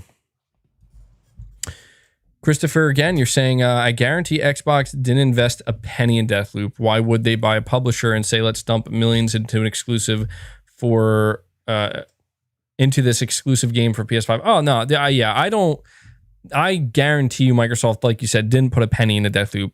There's no reason for them to do so. However, I do think the next... I mean, I have to imagine... I didn't beat Deathloop or anything, but I have to imagine there's going to be some type of continuation. They're going to want to do something with it because of how successful it was. And Microsoft might want to dump a lot of money into it this time around because they own them now and it's not going to be coming to PS5. So weird. Magnum Visuals, you're saying it comes down to their management. It doesn't matter who owns what, but Sony nurtures creativity. Look at Microsoft. Their devs usually leave their studios. That's what I'm saying, man. That's what I'm saying is like, this is why I do support Sony the way I do, because yeah, they do nurture something there that gives us, it results in these types of experiences that, again, like I think it's what makes Sony stand out. So you're absolutely right. And then we have Ivan Noel. You're saying, hey, MBG, I think Sony needs to bring back to life old IPs like Killzone, Resistance, Siphon Filter. Yeah, dude, I think that there is a pretty large chunk of the PlayStation fan base who does want to see these games return. That's why I made a video earlier this week where we covered there's a group, I think they call themselves PS1, where they actually... You know, they actually went back and, you know, turned on their own servers to bring back games like MotorStorm and Killzone 2. And I know there's others like Warhawk and stuff. And it's like, clearly there are people who want these experiences again. So I think Sony should. I don't see any reason why they wouldn't at least bring some of these back. I think Sony's going to revive a lot of stuff. I do. Okay, let's see what other topics. I have quite a few topics left, actually, to talk about. I don't think, well, maybe not quite a few. I have some. Here's an interesting one. At least I think it's an interesting one. I was thinking about talking about this in a video, but I'll just talk about it here. Let me find it.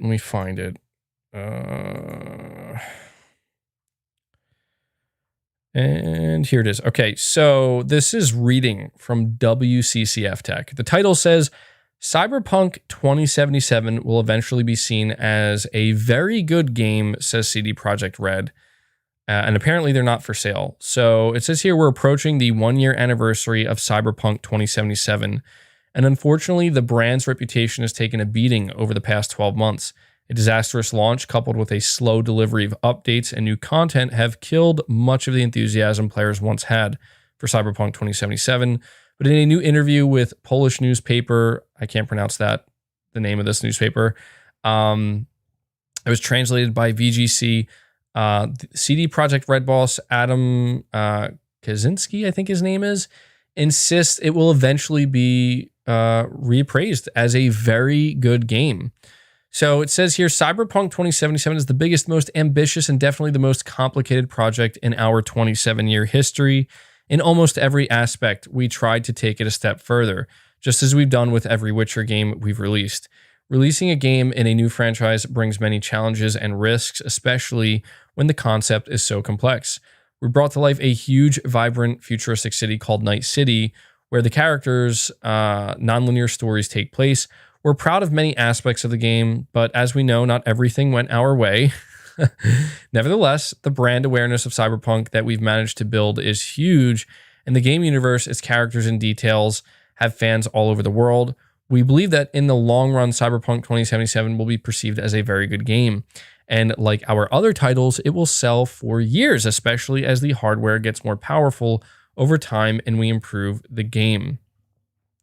So I wanted to talk about this because I don't know, man. I thought that this was interesting. These were some interesting comments. And I guess I will ask you guys, do you believe what the CD Projekt Red boss is saying here? Do you believe that CD Projekt Red will eventually be perceived as a not just a good game, but a very good game?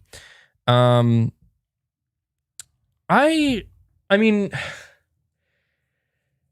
there's like an undertone to this where I feel like, okay, I think you're probably right, but I think the fact that he knows he's right is what bothers me, where he's kind of like, look, we built this game up and we marketed it to an extent where like everybody and their mother knows about it. And we think eventually it's, we'll be able to fix it over time.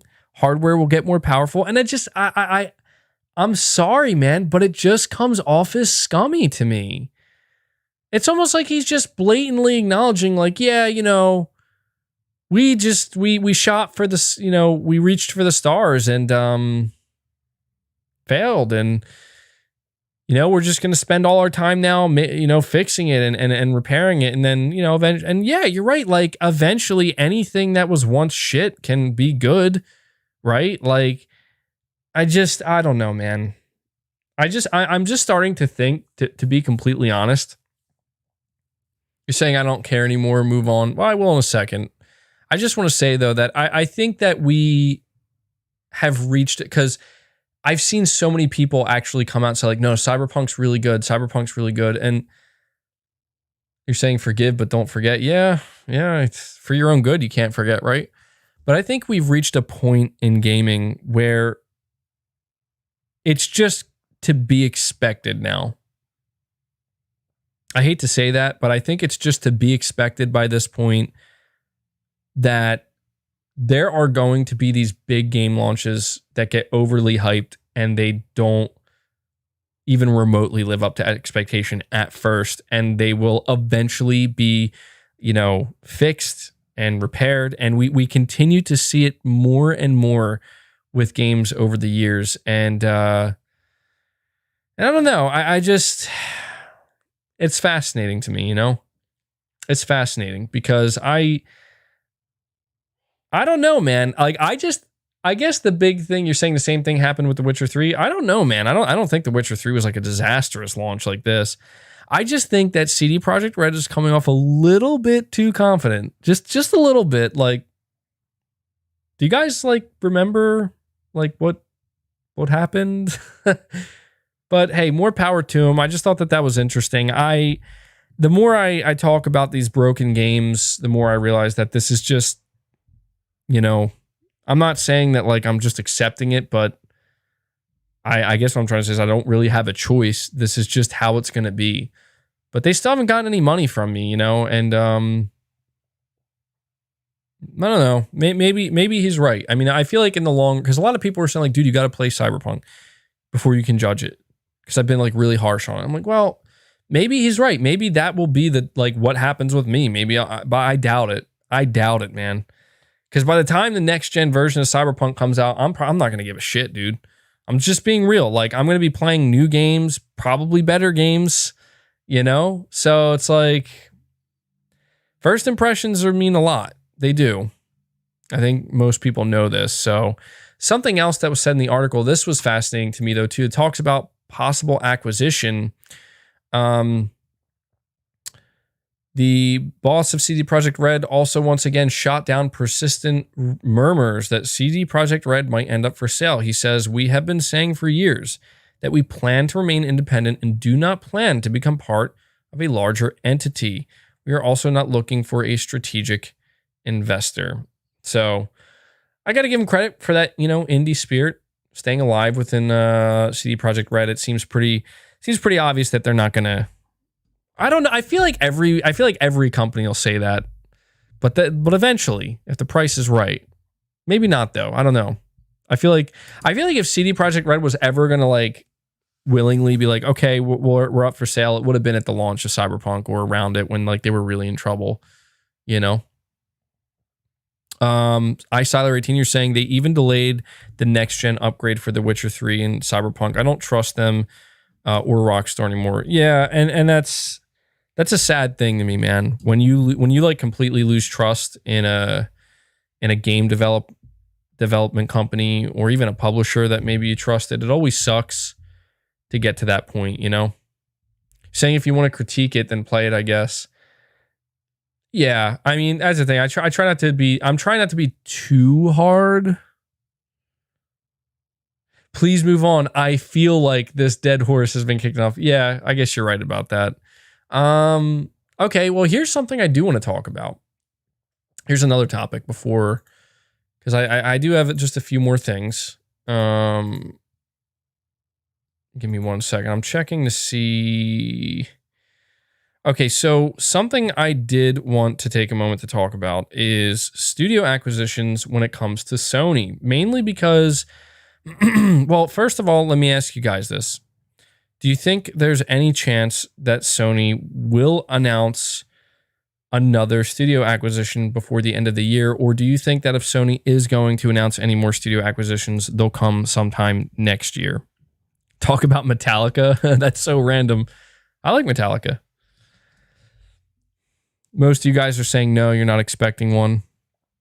Okay, here's a follow-up question. If Sony were to acquire another studio, which I think they will at some point, who do you think they should acquire? Because for me, I'm thinking they absolutely need to try to acquire Ember Lab. I told you at the beginning of the podcast that I've been playing. Yeah, I see. Yeah. Metallica at Thriller Fight yesterday was awful. Huh. From Software. Yeah, dude, I've been playing Kena Bridge of Spirits, and it's really, really good. Is my throat okay? It's just a little hoarse. I'm feeling pretty tired right now. I think I might be coming down with something. I might have to go to the doctor and get checked out. I feel kind of like lethargic is the word. Could be just because I'm hungry, but I'm feeling very tired for some reason. And I think that's a little weird because I didn't do anything. I didn't do anything other than this podcast, really, and prepping for it throughout the day that should leave me feeling like physically exhausted. I was just thinking, yeah, dude, I don't know. It could just be, there's a lot of times when I finish my podcast where I feel very, very fatigued, but like right now, what's strange is I feel like I could take a nap. I feel like I could take a nap right now. And that's so not me. Did I eat? I did eat. Yeah. BGS. No, I don't think it's that, man. Did I play Guardians of the Galaxy? I did buy it. Didn't play it yet. I probably won't play Guardians of the Galaxy until I complete Kena Bridge of Spirits. Did I check for fever? No, actually I didn't. I probably should when I'm done this. MBG dad sleep. Yeah, I don't know. I feel like I slept pretty good last night. MBG getting old, take a nap, dude. Naps are not for, like, I feel like there are some people where naps are absolutely a thing for them. But saying your dad being exhausted is completely natural. Oh, trust me, I know, dude. And that could be what it is. But I don't know. Last night I got pretty decent sleep, and I don't know. I did work out a little bit yesterday. I actually did a cardio session, which I don't normally do. So I'm actually, now that that was like my first cardio session in like years. Maybe that's it. Maybe I overdid it with the cardio. I'm definitely out of shape in that aspect, so it could be that. But enough about me. I just wanted to take a couple of minutes to basically gush about Kena, because I knew it was going to be a good game, and as I'm playing it, I'm like, wow, somebody left me a super chat last week that I read, and they're like, MBG, how is it that there's just so much heart and soul in this indie title, and they just seem to be doing it better than most people? And I'm like, I don't know. And I'm playing it, and I'm like, holy crap, like, this game is amazing. Like, Sony really needs to consider talking to the studio and at the very least making sure that they maintain their partnership with them, because they have a lot of talent, man. I am very, very impressed that this is their first ever game. I see some people I saw some people trying to downplay it and be like, oh, it's just like a PS2, we like, dude, get out. Just get out. Like, no, it's not. It's actually a really good game. The Hunter, you're saying, MVG, we're getting into flu and allergy season. Weather changing rapidly right now. Over here, it's warm, cool, and freezing in 1 week.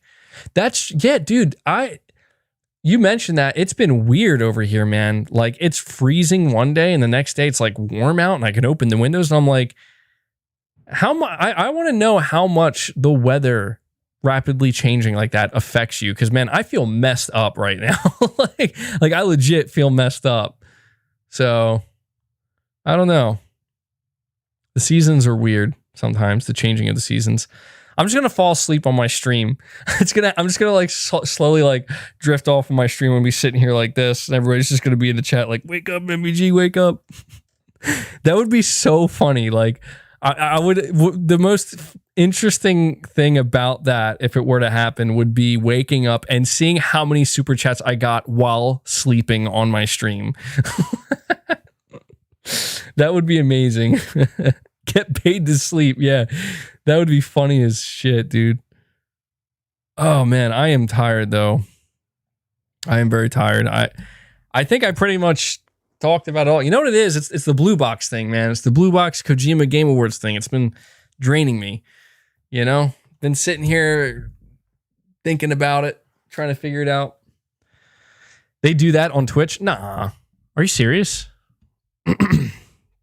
Is that true? Do people actually sleep on stream? I feel like you're trolling me. There's no way that's real. You seen a YouTuber do that before? Jesus, that is crazy, dude. That is what is going on anymore? That's a real thing. Oh, okay. I mean, is there a name for it or something, or is it Twitch? Yeah, Twitch is wild, I guess, right?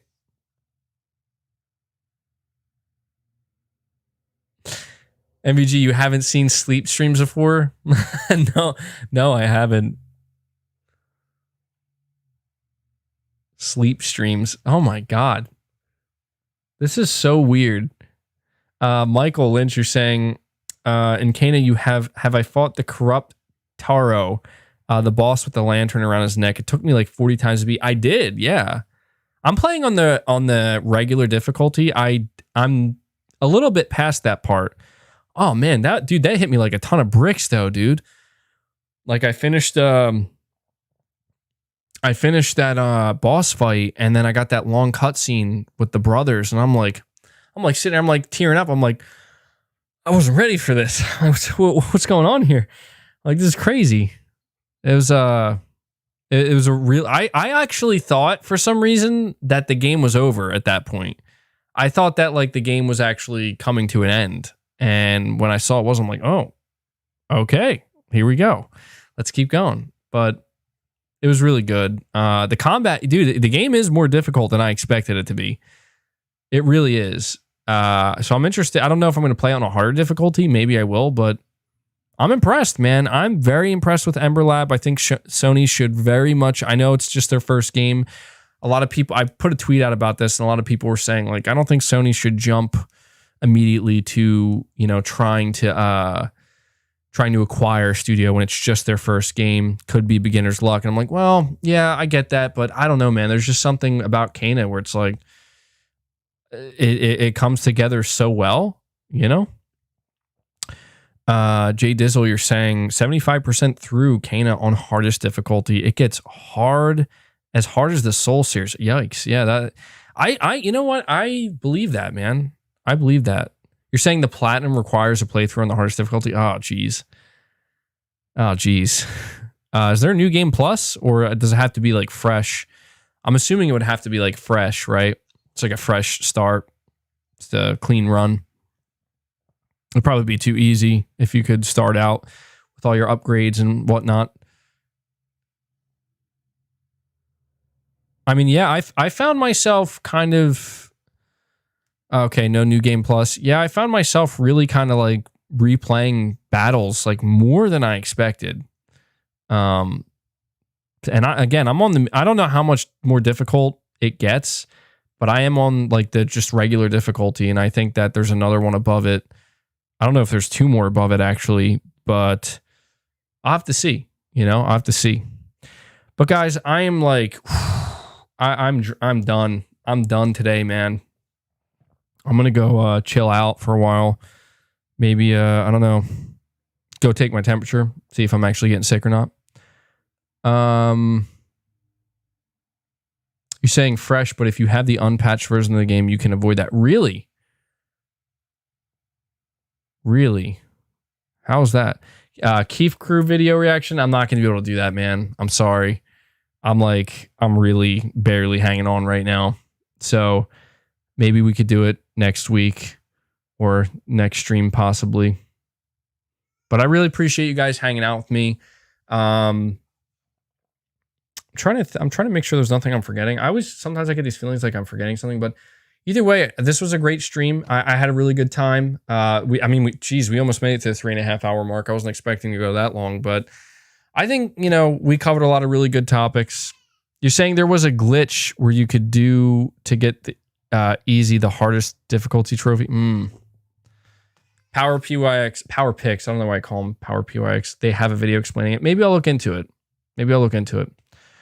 All right, guys, that does it for episode 85 of Press X Podcast. Again, can't thank you enough for your support. Everybody who donated a super chat, you guys are awesome. You keep this stream going. You keep the podcast flowing on a weekly basis. And yeah, I don't know, man. We're getting closer to the Game Awards, so I'm interested to see over the next week if we learn anything more, if there's going to be any rumors or leaks or anything like that. I'll be sure to keep you guys covered with the consistent content throughout the week. And I hope to see you guys back here next Sunday for episode 86. And yeah, I hope everybody has a good rest of their day. And yeah, that does it. That's episode 85 in the books. So, all right, guys. Hope you have a good day, and I will catch you all in the next one. Till next time, take care.